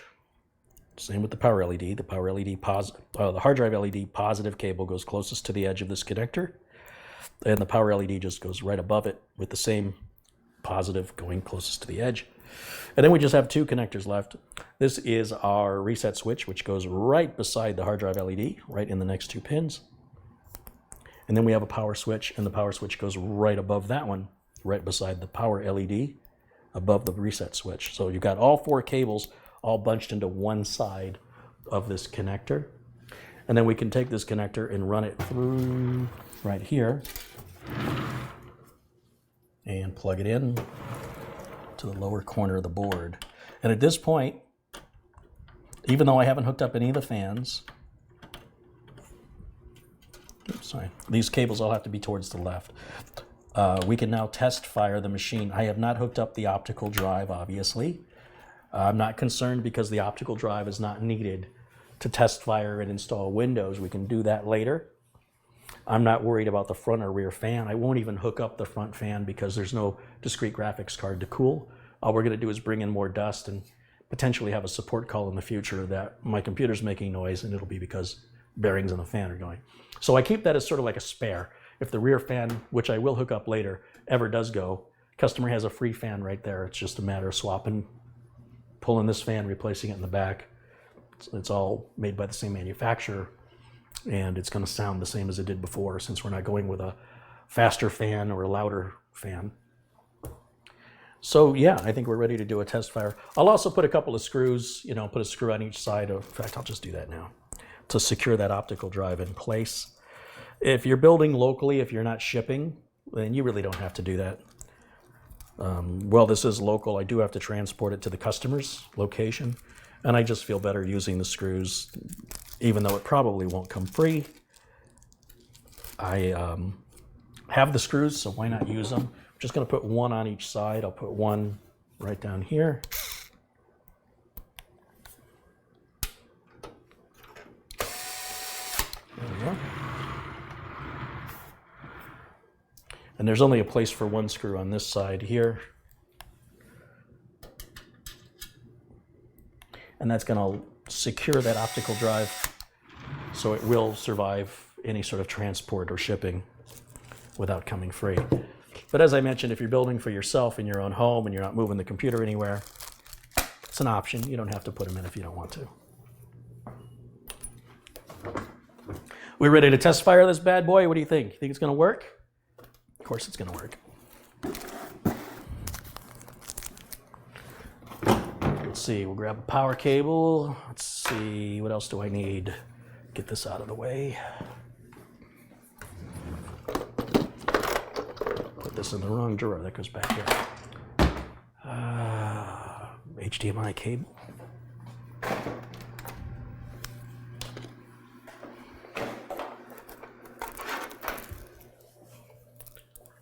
HDMI cable. Probably going to need to shift everything over to the left for all these cables to reach. So let me get this out of the way.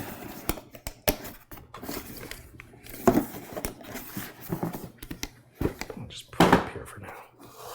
I'll just move this whole thing over here. Let's get these zip ties out of the way. We'll grab power, plug power in. Make sure the switch is off on the power supply. HDMI cable. We're going to use the video built onto the CPU, which is great. Now this motherboard only has one video output, but there are other boards that have 2 or 3 video outputs. So if you want to hook up 2 or 3 monitors, the graphics card is capable of doing that. Certainly not at 4K. In fact, I don't even think you're going to get 4K out of this one. But for basic office use, it's great. This one, like I said, there is only one HDMI port, but there are some boards that have more than that. And I'm just noticing this board needs to come down on this corner. It's a little shifted. Try and get those ports to align better up here. I'll mess with that a little later. And let's get this other end of this HDMI cable plugged into the video capture card so you guys can see it. And then I need a keyboard and a mouse. That's all we plug in. We're not plugging in printers or flash drives, anything at this point. Just keyboard, mouse, power, and video, a monitor. And I'll plug it right into these USB ports up here, because that'll enable me to test those USB ports to make sure that they're working, while at the same time test firing the machine. So let's flip the switch on. Let's hit the power button. Fan is spinning. Power light is on. Let's flip you over to the HDMI input, which says no signal right now. And that's me right there.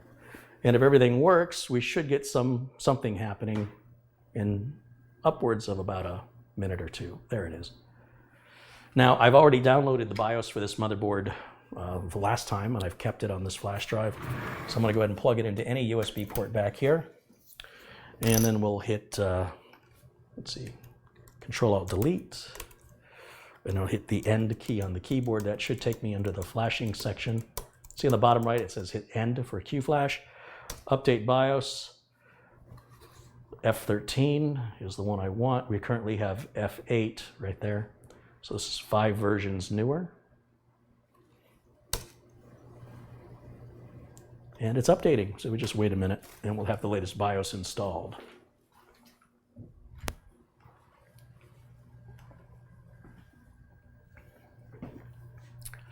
I'll get rid of that so you guys can see the whole screen.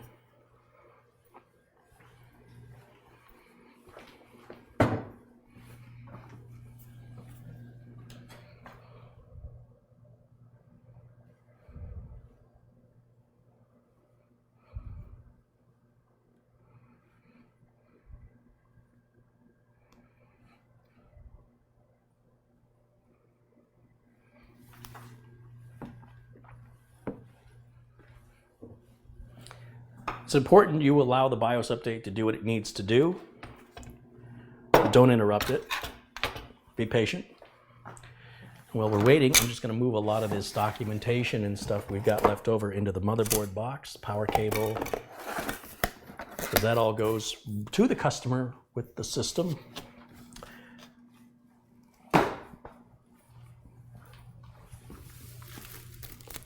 Suppose I can pick up the documentation I threw on the floor.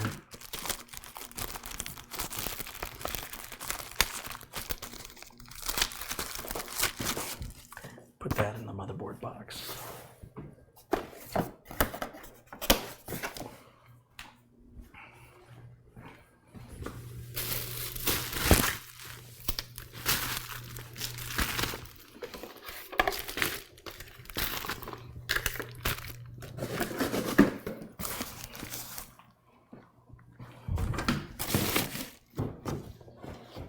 Okay, it's going to reboot with the new BIOS in place. And we should be on F13 now. If it worked. It always works. Once again, this first reboot can take a minute.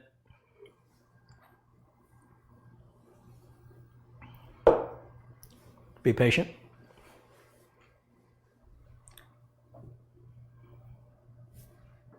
System is turning off and back on again. This is normal. Allow it to do, don't interrupt it until the screen comes up again.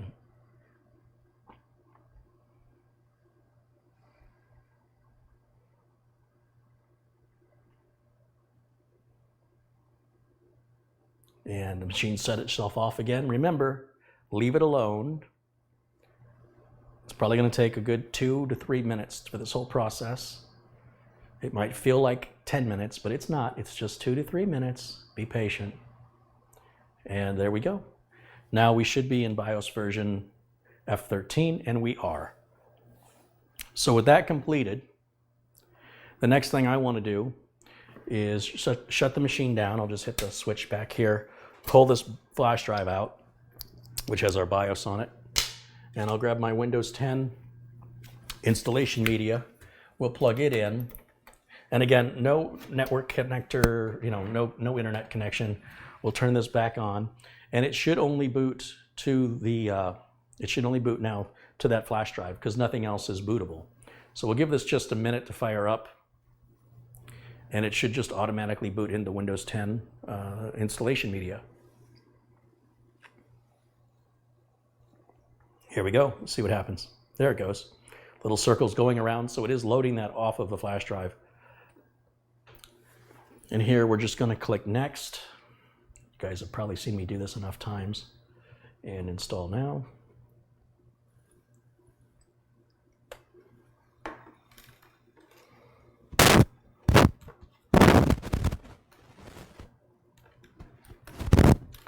I'm going to click right down here. It says I don't have a product key.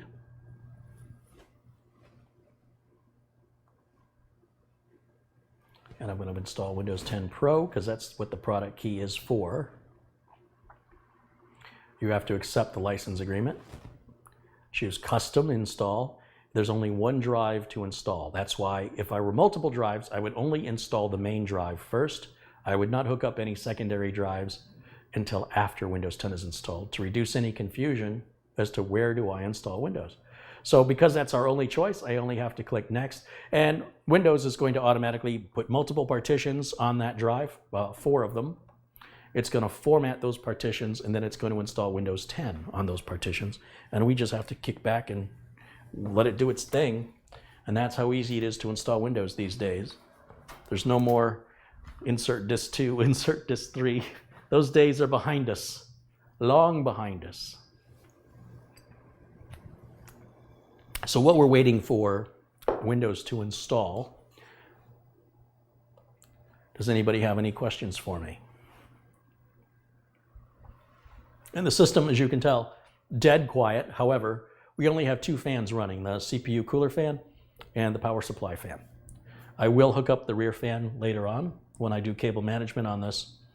And pretty much that's the build with, oh, we got to hook up the optical drive, which is a data cable and a power cable.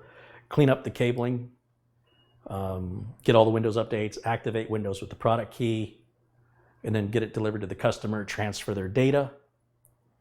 There's a great tool called Fab's Auto Backup, I think is what it's called.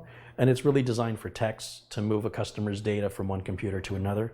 It'll move the whole profile. It'll move favorites from all the different browsers, along with documents and pictures and things. It doesn't move any programs, but it'll move all the data. So look up Fab's Auto Backup. I'll see if I can bring Fabrice onto the show and we can talk about it and demonstrate it in the future. I think he's in France, if I'm not mistaken. You probably haven't heard of the tool because it's really a tool designed for techs. He does have a pretty cheap license for, somebody who wants to use it once, to move stuff from one computer to another.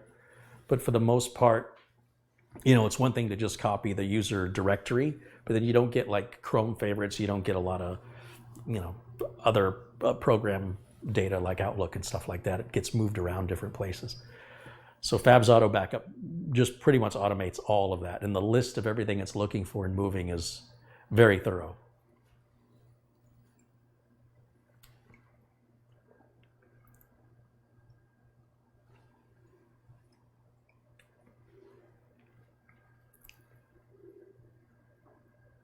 Carey, did you celebrate 250,000 subs for your YouTube channel?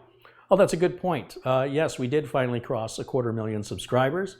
There was no celebration because it happened during my break, but I don't have anything planned right now because I'm just too busy with work, but it's a good excuse when there's time, perhaps to do a special video for that. And thank you guys for subscribing.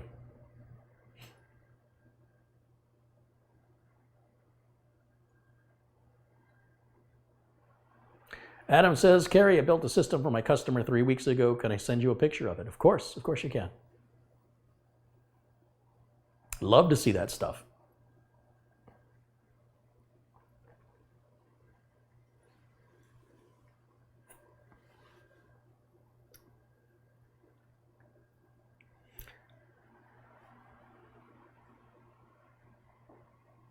Will you put a link to Fab's Auto Backup in your video description? Yeah, in fact, the English link has just been posted by somebody named Fabrice. I don't know that that's the same Fabrice. Fabrice is a pretty common name. But that is the link there, and I will add it to the notes later.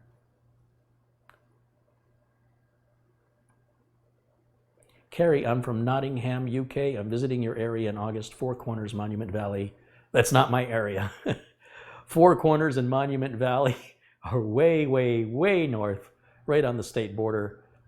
And then, of course, Kingman is also on the state border. So you'll be closer to Utah and Nevada than you will be to me. But enjoy your trip. It's beautiful. Doug Betts has contributed $10. He says, thanks for what you do. Well, thank you, Doug. Thanks for supporting the channel. Where can I send you the pic? Share it on my Facebook page. Patrick wants to know, how come there's not 249,000 more people watching the stream? We got 1,062 people watching live, but only but out of 250,000 subscribers. That's why I try to explain to you guys. The subscribers don't really hold any value to a YouTube content creator. People think they're doing a YouTube content creator a favor when they subscribe. And I guess it depends on the model, the business model. Like if I were looking for sponsors, and the sponsors would want to know how many subscribers you have to determine how much you're worth paying in sponsorship. But the problem with this logic is not all subscribers are active. So as you're witnessing right now, they're not active. 249,000 out of 250,000 are not active. In fact, probably many of the 1,000 watching aren't even subscribers right now and may never be subscribers. So the idea of subscribers is it sort of implies your popularity, even though you may never see or hear from those subscribers ever again. And so it's very misleading to sponsorships, I think, when companies boast about how many subscribers they have. Nobody's paid in the real world based on how many subscribers. It has no value. What you're paid on is how many watched minutes of video. And it's the same amount of money whether that's watched video from a subscriber or not a subscriber. So if you've got somebody who subscribes to you and they think they just helped you, they didn't. The way you help a channel is by watching their content. That's how I'm paid. That's how every channel is paid. So really sponsorships should be ignoring how many subscribers because it's an irrelevant number. And what you should be looking at instead are how many watched minutes every day and from what countries, what's the average age, what's the gender, what's the, and you can sort of look at these analytics and you can decide a value based on what your sponsorship is for. If your sponsorship is for shaving razors, then that's assuming you have a very large, mature male audience that needs to shave their facial hair, and you're not dealing with children or perhaps women that would not be interested in that product. And so all of that plays a role into how much a sponsor will pay. Now, because I don't have any sponsors, the number of subscribers really has no value to me. It's nice to boast, but in reality, it sounds good and it sounds impressive, but in reality, it means nothing. It does not mean more money. It does not mean more sponsorship. It does not mean, it's just a worthless number. I really would like to see YouTube get rid of it because, like I said, subscribers add no value to the channel, to any channel. They never have. The problem is sometimes somebody will subscribe to a channel and say, hey, I just subscribed to you, now do something for me. And it's like, hold on, you didn't do me a favor. You did yourself a favor. The idea behind subscribing is you're saying, I like this channel and I want to be the first to know right away if this channel posts any new content. So it's for you, it's not for the creator. And it's just a huge misconception, and YouTube likes that. YouTube very much wants you to think that if you subscribe, it adds value to the content creator, that it's just good for everybody. But the truth is, it's only good for the subscriber. So if you have 250,000 subscribers, but only 1,000 of those subscribers tune in and watch your videos, that's what you're getting paid on, the 1,000 that actually watch. That's all it's ever been. That's all it'll ever be. I like to subscribe to channels because I want to see their new content. I don't want to keep watching all their old stuff. Show me when something new is out. I don't want to have to keep manually looking. Did they upload something new this week or today? And so by subscribing, it's brought to your attention, hey, this channel just posted new content. So when Mama Gina posts new recipes, when Eva in the city takes a new trip, I want to see that right away. She's not making any more money because I subscribe to her.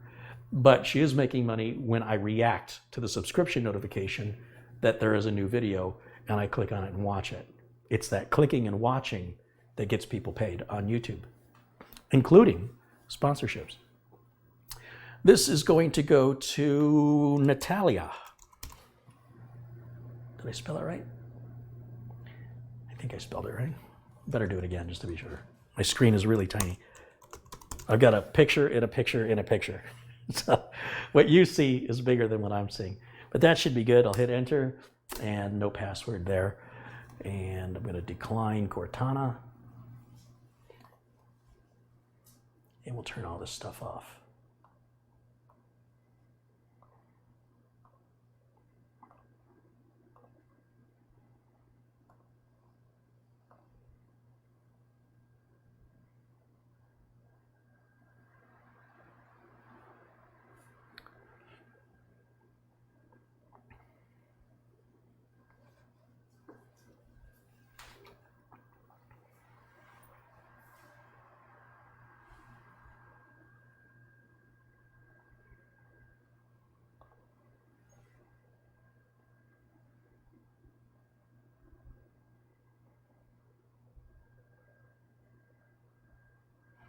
How do likes play in? So when you have the thumbs up, below the video, what that's for is it lets the content creator know that you like that kind of content and you want to see more of that content, or you dislike that kind of content and you want to see less of it.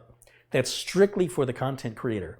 When you get a bunch of likes and dislikes, let's say you've got 2,700 dislikes and 3,000 likes, YouTube search algorithms like controversial videos. Those are ones people tend to watch more. When people feel opinionated, and most people do these days in the modern age that we live on, everybody thinks what they think matters. I've never woken up and thought, I wonder what some stranger who I've never met in my life who uses a fake name on YouTube thinks of my content.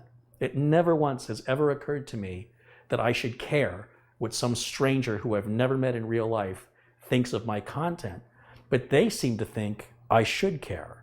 And it's a very strange psychological, narcissistic culture that we live in the world today, that everybody thinks their opinion matters without even establishing who they are or why their opinion should matter. Are you a peer in my industry? Have I heard of you? Are you an author or a journalist? Have you been in the industry for 10, 20, 30 years or more? And unless the content creator specifically invites you to tell me what you think about my video, this sort of a weird psychological aspect that I'm going to tell you what I think with using a fake name. You have no idea who I am or where I am, or if I'm 10 years old or if I'm 90 years old. You have no idea. You didn't ask me, but I'm going to shove my opinion down your throat because that's how important I am, even though I'm a coward, I don't use a real name, and I have accomplished nothing in my life. And if I was so smart, I'd probably be busy working and wouldn't have time to watch YouTube videos.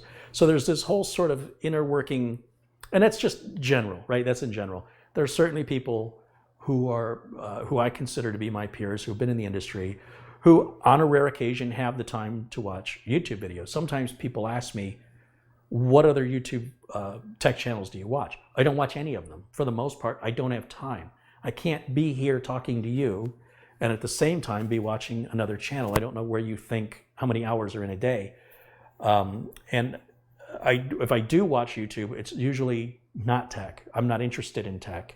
I'm doing that for a living. My interest is in my career. It'd be like, I don't know, any career where you would come home and do it when you get home. You're going to do what you did for 8 hours that day and come home and do it some more when you get home. Mechanics don't want to work on their own cars.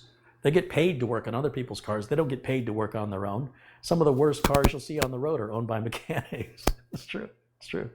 So be that as it may, when I watch YouTube, I like to watch cooking videos. I like to watch, I'll watch like Dude Perfect and see some of their amazing trick shots. Eva in the City. I really enjoy the down-to-earth nature of Eva in the City. And I just kind of scroll through what's trending today, what's trending this week. I love watching new movie trailers. I could just watch new movie trailers all day. They're often better than the movies. So that's what I do.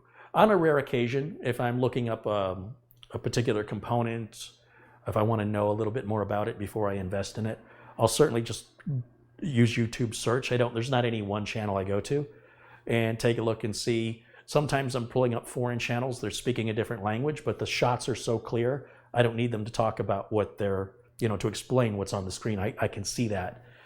And if they're showing, little pockets in the case that, have a purpose that I didn't know what it was, I don't need them to explain it. So oftentimes there are these foreign language videos where the shots are so clear and the production quality is so good, I don't need to understand what they're saying to get the gist of what I need to know or to expect from that specific product. So I'm not generally watching those start to finish. I'm skipping through them, getting what I need from it. If I'm going to learn how to do something, anytime you want to learn, it's very important you don't skip. It's really important. If I'm learning, I had to look up how to change the cabin air filter in the Mustang that I have, because you have to open the hood, you have to come at it from the other side. And it's important you watch that whole start to finish. Don't skip through it, because they might have taken something off to access that you just skipped right over, and then you're going to get frustrated and angry that it didn't work as easily as the video you skipped through. So when it comes to entertainment, you want to skip, that's fine. When it comes to education, you don't know what you don't know. And when you skip over something, the only person you're hurting is you, because you're going to lack the full information required to do that job right. But that's on you. That's not on me. I need to grab an Ethernet cable so I can get the updates to Windows.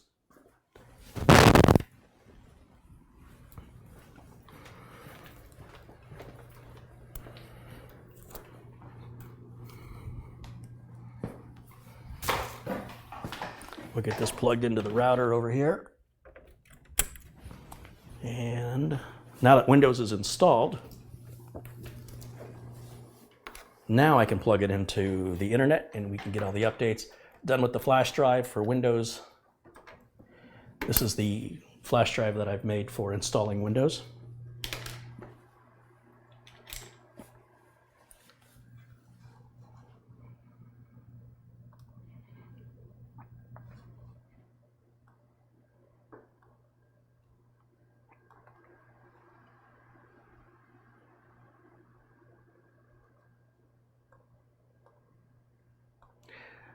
Okay.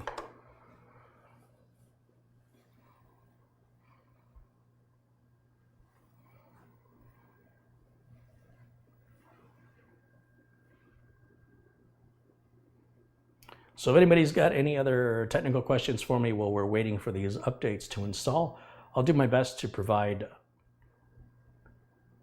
either the answer or where you can go to get the answer. Sometimes these answers are going to take more time than I have to do. I don't want any single person to monopolize the whole chat. So oftentimes I'll tell you to Google something. If it's what's the difference between this part and this part? Just Google that very question and you'll find the answers for that. But if there's a technical question or misunderstanding that you have, I'll do my best to clarify that if it's something I can do very quickly. Sometimes I get people that ask me questions that don't make sense to me, right? They'll say, well, what's more reliable, a hard drive or a solid state drive? Or what happens if I merge two partitions? What happens to the data? These questions to me are nonsense, because in the real world, if you're doing everything you're supposed to do, which includes making backups, the answers to these questions are irrelevant. Nobody can tell you ahead of time what's going to happen. They can tell you what should happen, but they can't tell you what's going to happen. And because of that uncertainty, if you have important data, this idea that you think you don't need to back it up because you're not changing anything is profoundly foolish. You're lucky every day your data is still there. If you're the kind of person that says, I've never lost any data, and unless I'm going to change something on the computer, I'm not worried about losing it because it's not going to get lost, then you have a complete lack of understanding of how lucky you are each and every day that data is still there. Every single day that you turn on your computer and you still have your data, you're a lucky person. The only way you're not lucky is if you make a copy of that data onto another storage device or in the cloud, so that when that day does happen, and it will, and you'll never see it coming, just like death, you won't have a big deal out of it. You'll say, oh, looks like a drive failed. Looks like I got a virus. Looks like I accidentally deleted a file.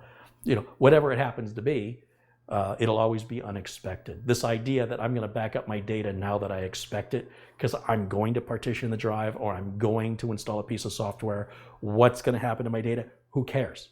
Always back the data up and move forward with doing whatever it was you were going to do, and then you'll know through experience what happens. But it won't matter to you either way. If the data's there, it's there, and if it's not, you restore it, who cares? So I want to warn you about questions like that, because every day, if you're somebody who has no backup of data and you think your data is important, then I think you're lacking a very serious misunderstanding. You're lacking the understanding of how technology works, and you're putting far too much trust in it, and it will, even if it hasn't happened yet, it will happen. And it's really disturbing to me, all the ransomware cases that are affecting cities in the United States and hospitals, because even they don't have proper backups where the ransomware is affecting their backup because they left their backup accessible. The backups need to be made onto an external drive, and then that external drive needs to be physically unplugged away from the computer or into a cloud, but not automated, because if you automate it, then it automates the ransomware onto the cloud backup as well in many cases. So you need to do this by hand. You need to make sure it's being done, and it's very inexpensive and it's very simple, but nobody cares about your data. Nobody cares about it except you. And if you're a business, your employees and your customers, which all comes back to you as the owner. And if you can't be bothered to do it, it's not my problem. Carey, do you install the latest chipset drivers from the motherboard manufacturer or Intel? The latest chipset drivers come automatically through the Windows 10 update, automatic updates, which is what's happening now. Unless you have AMD, you have to get them manually. But with Intel, it all happens automatically. Installing any drivers from a DVD or from a web manufacturer's website on an Intel-based board is something we did before Windows 10, about 5 years ago. Since about 5 years ago, it is not necessary unless you have some unusual hardware or the latest hardware, like a Z390 chipset. The current Windows 10 may not recognize your Ethernet adapter. However, the next Windows 10, which will be out next month, it will. So you just rely on Windows Update, unless it's AMD. You save some money with AMD, but you have to do everything by hand with AMD when it comes to chipset drivers. They're not automated. You still have to check manually. If you fail to check, there could have been drivers updated 3 or 4 months ago. You have no idea. That's the world of AMD. The support just isn't there with Microsoft Update. I'd like to see AMD get there, but it's one of the reasons you very rarely see me use AMD. It's that lack of internal support, and it requires a lot more hands-on to keep it updated.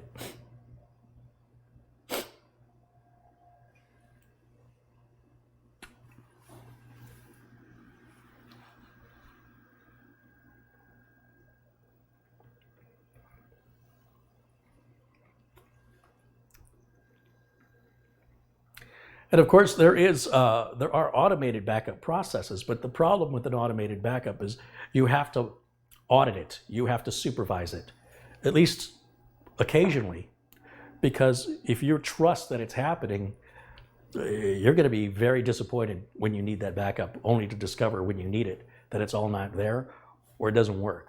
And I can talk from now until midnight of stories of customers that I know that have called me because of that very scenario.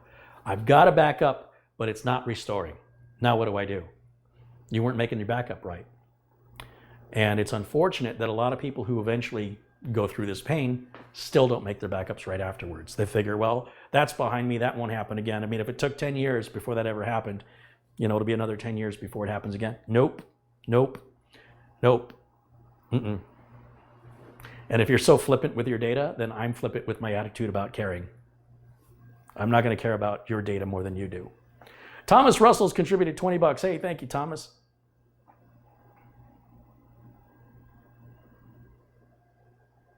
Carey, do you see requests to set up a RAID system?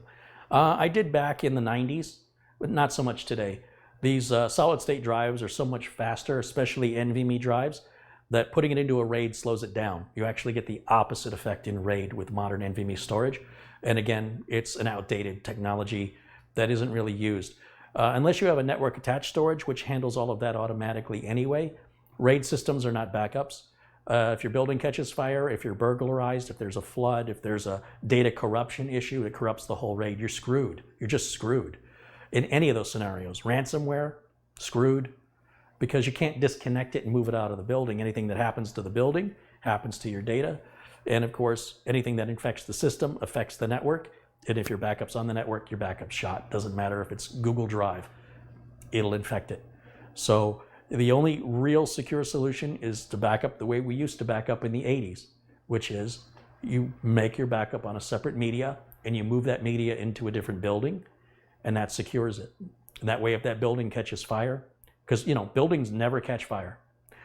People never get burglarized. All those stories you see on the news of those buildings catching fire, the car driving through the person's house, that never happens to you. That's always happening to other people. And therefore, using your logic, you don't have to worry about that. And when you go talk to the people that it actually happened to, that's what they used to say until it happened to them. So again, I'm not going to care more about your data than you do. And if you don't care enough about it to back it up properly, don't matter to me. You're the only one who cares. It's your stuff. Nope, doesn't belong to anybody else. I'm not quite sure how to really put enough gravity in what I'm saying.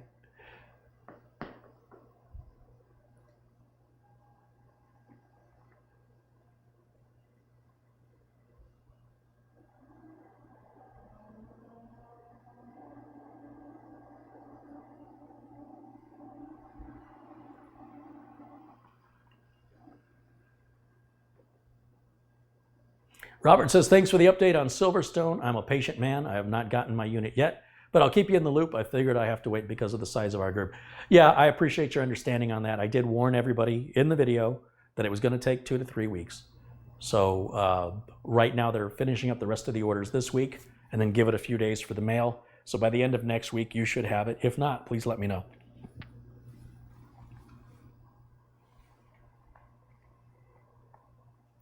Is it better to use 4 gigs of RAM than 2 8s, filling all the slots using both channels? No, it's worse. You have 4 RAM modules, then you have 4 RAM modules that can go bad. You'll consume more power and generate more heat and limit your ability to upgrade without first removing and freeing up those channels.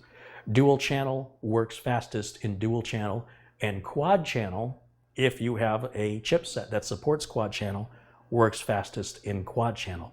But with quad channel, you'll have 2, which means you'll have up to 8 sockets. And with dual channel, you'll have up to 4 sockets. So that means you can have 2 dual channels or 2 quad channels, but they don't run any faster. So what you want to do is use the least amount. You want to take advantage of dual channel with 2 memory modules. So if you want to go with 16 gigs of RAM, you don't do 4 4s, you do 2 8s. And then you have 2 sockets free that if you want to add 2 more 8s down the line and double the 32 gigs of RAM, it's a 2-minute job. It's very easy. You'll also reduce the power consumption and reduce the likelihood of a memory failure of a bad part. If you have 4 parts, you have 4 parts that can go bad. If you have 2 parts, you only have 2 parts that can go bad. So you can tell me the math on that one. 50% less chance of a failure, less power consumption, less heat, and easier upgrade. Hope that answers your question. What's the best, an i7 or an i9 for gaming? Neither. Neither is best for gaming. That's like saying, is a Ferrari or a Lamborghini better for taking my, going to the grocery store and getting groceries? It's overkill for that purpose. An i5 is pretty much all you need for gaming, or Ryzen 5. And most of your gaming is going to rely on how much you spend on your graphics card. Of course, it depends on the game, but there is no one solution for all games. Depends on the game you're playing, how many monitors you're playing it on, what resolution you play it at. And you would look at the forums of people who play that game, look at the hardware requirements that are recommended by the people who play it for the best performance at the resolution and settings that you play it on or that you want to play it on. But overall, I'd say 85% of the games rely more heavily on your graphics card than any processor. But again, it varies because they're all written differently and they all have different requirements. They all play by different rules. And what works well with one game may not be the right configuration for another game. There's no one size fits all because they're all different.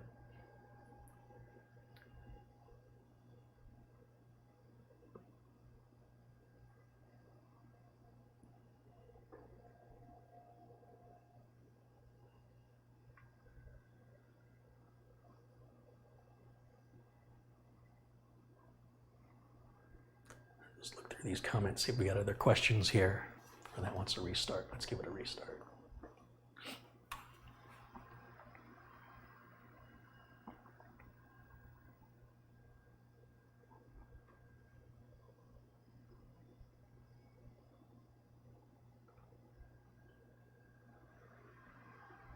Carey, when you were starting and you did all those builds, did another team install? That's what I said.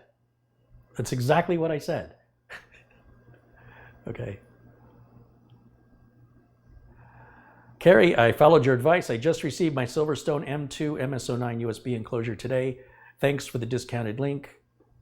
Now to find the best M2 drive to put in it. I put in the Western Digital Blue 500 gig. They're like $55, I think. You can find it on sale for $50. But any M2 SATA drive will work. Just make sure it's SATA and not NVMe. All right, let's go back to Windows Update. Let's check again. Who would we thank at Silverstone for giving this opportunity to purchase their products at a discount? Yeah, just ordering is your thanks enough. You don't have to, interrupt somebody's working day to say thank you. I know you think you're doing a nice thing, but you're interrupting them. So just purchasing it is all you need to do. And if we bring Silverstone on, you can tell them when they're here, but I would not recommend emailing them and interrupting their day because that's going to slow them down from getting other orders filled. But it's nice of you to think of that, though.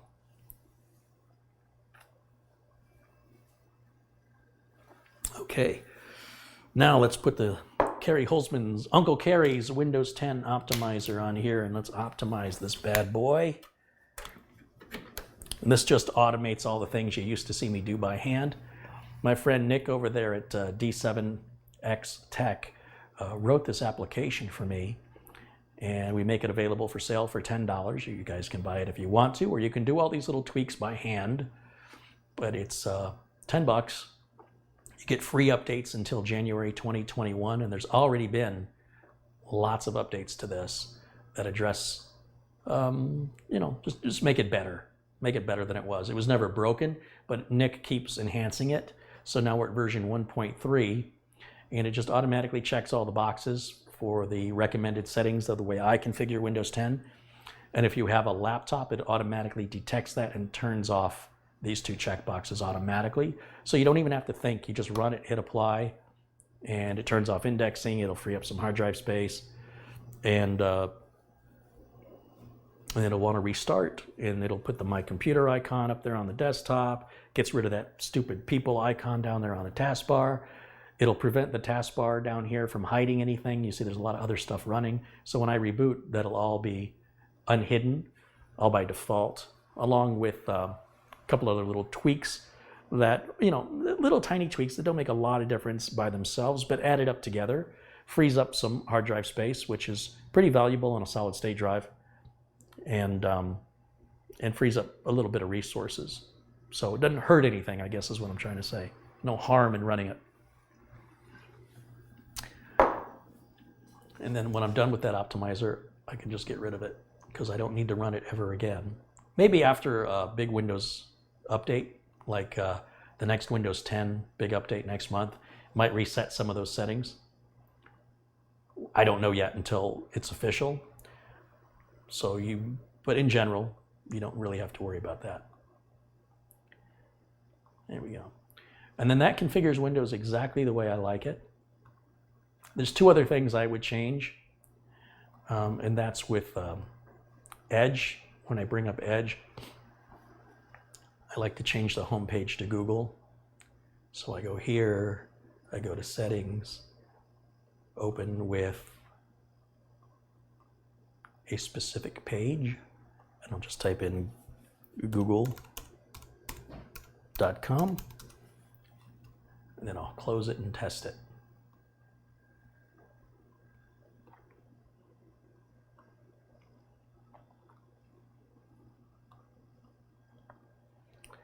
And then, well, now I can't see.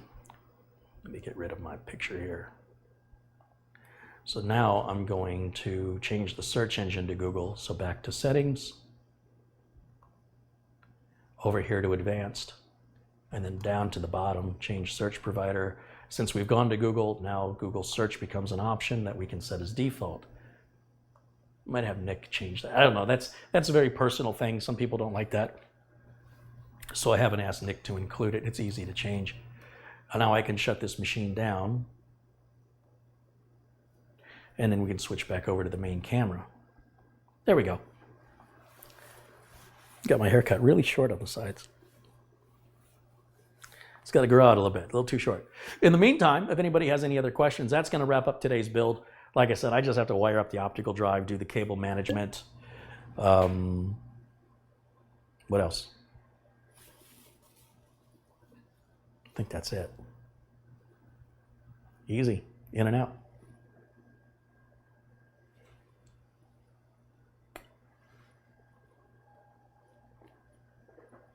Jason says, I need to buy that again. I can't find where I put it. You should be able to contact the people over at D7X Tech and explain, that you lost it. You should have a record of your receipt, and they should be able to send you the download link again.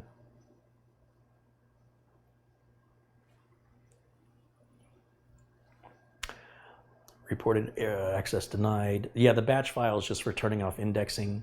Some files are in use and cannot have the indexing turned off while they're in use. When you see me do that by hand, I always hit ignore all on those. That's all it's doing. It's automating it. It's the same error. You're just seeing it in a DOS box instead of a Windows GUI dialog. It's the same message. Nothing to concern yourself about. It's working as designed. Jerry Pinn in the chat, thank you for your kind words. Bob Wilson, thank you so much. And Jeff Norris. What about Prime 95? Yeah, I will run Prime 95, but it's the same build. It's the same thing. It's going to work the same way. There's no issue there. Generally, running HW Info and Prime 95 for 15 minutes to make sure it doesn't get too hot. But this is the same system, same hardware on 4 builds. They always run exactly the same. Unless I've made a mistake in not seating the CPU cooler properly. I'm pretty confident I didn't. The only way to know for sure is to test it. But I'm not going to do that today because it's just too time consuming, and I'm going to wrap things up. We've been on now for 2.5 hours and I'm trying to reduce the time a bit. but I do like to interact with you guys. So in the last few minutes here, if there's anything you want to know or anything I can talk to you about, that's, yeah, shifting the I/O shield. What we're talking about there in the back, so I shut this off, right? I'll show you what I've got to do. Right up here, this USB port needs to come in a little bit. I think it's still okay. I can still get something in there. I've already more or less fixed it. The top of the board, that top part that I was having trouble with, right up in this corner, you can see that whole area can shift downward a little bit. And if you just press down on it hard enough, it does actually physically move it. And in many cases, it will stay there. And all these other ports are fine. It's just right up in this corner. It's that port. But as long as the USB port goes in there painlessly, there's nothing to worry about. Yeah, they're both fine. I would feel better if it was just down a little bit more. There's not much I can do about that, unfortunately. The board is tightly secured to the standoff behind it. And it's just part of the design. I'm going to hook that rear case fan up too, but I do that as part of the cable management. But thank you for reminding me about that. But my mind's at ease about that now because it's fine.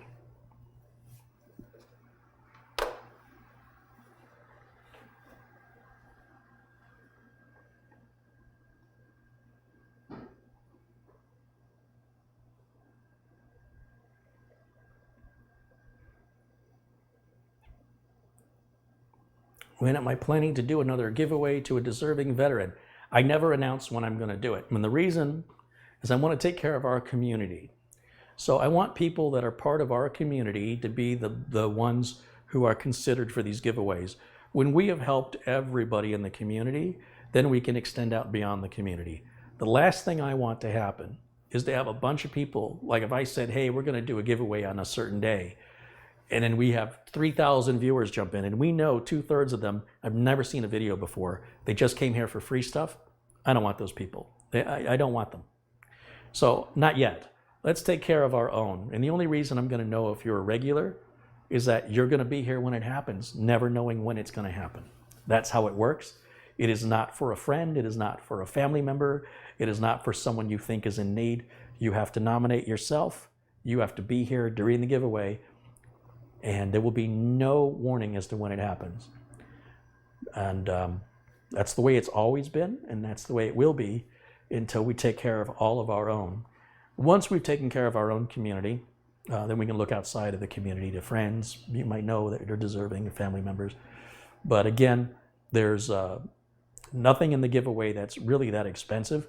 You don't have to wait to win. You could go buy one of these computers for $150, $180. At Second Chance IT, their Amazon link, the link to their Amazon page rather. It may not be in this video, but it's certainly in all the giveaway videos. Find one you like and order it. It doesn't have to cost you a lot of money. And like I said, we've got about 2 or 3 more to give away at this point. At the end of it, it'll be 25 machines the community will have given away to other members of the community. I'm just the middleman. I don't decide who wins. I just pack it in the box and ship it off. That's all I do. Sometimes people email me and say, they tell me their story. I don't know why you're telling me. I'm not the one who decides this.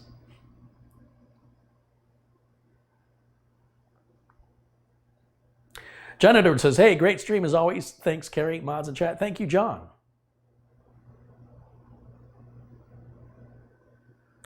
Skeeman says, thanks again, Carey, for your hard work and dedication. You've been so helpful to this community. Well, and the community's been very helpful back. Paul Hoynix contributed $4.99. Thank you to Paul. Ox says, I've been watching your channel for over 5 years. Thanks for everything you do and provide. I appreciate all that comes from this community. It's a give and take, man. You get what you give. I think the people who are the most appreciative of the community are the people who participate in the community. People that just sit by and watch, they just don't get it. And they don't really receive much of the benefit. But everybody's welcome, as long as you're kind to each other.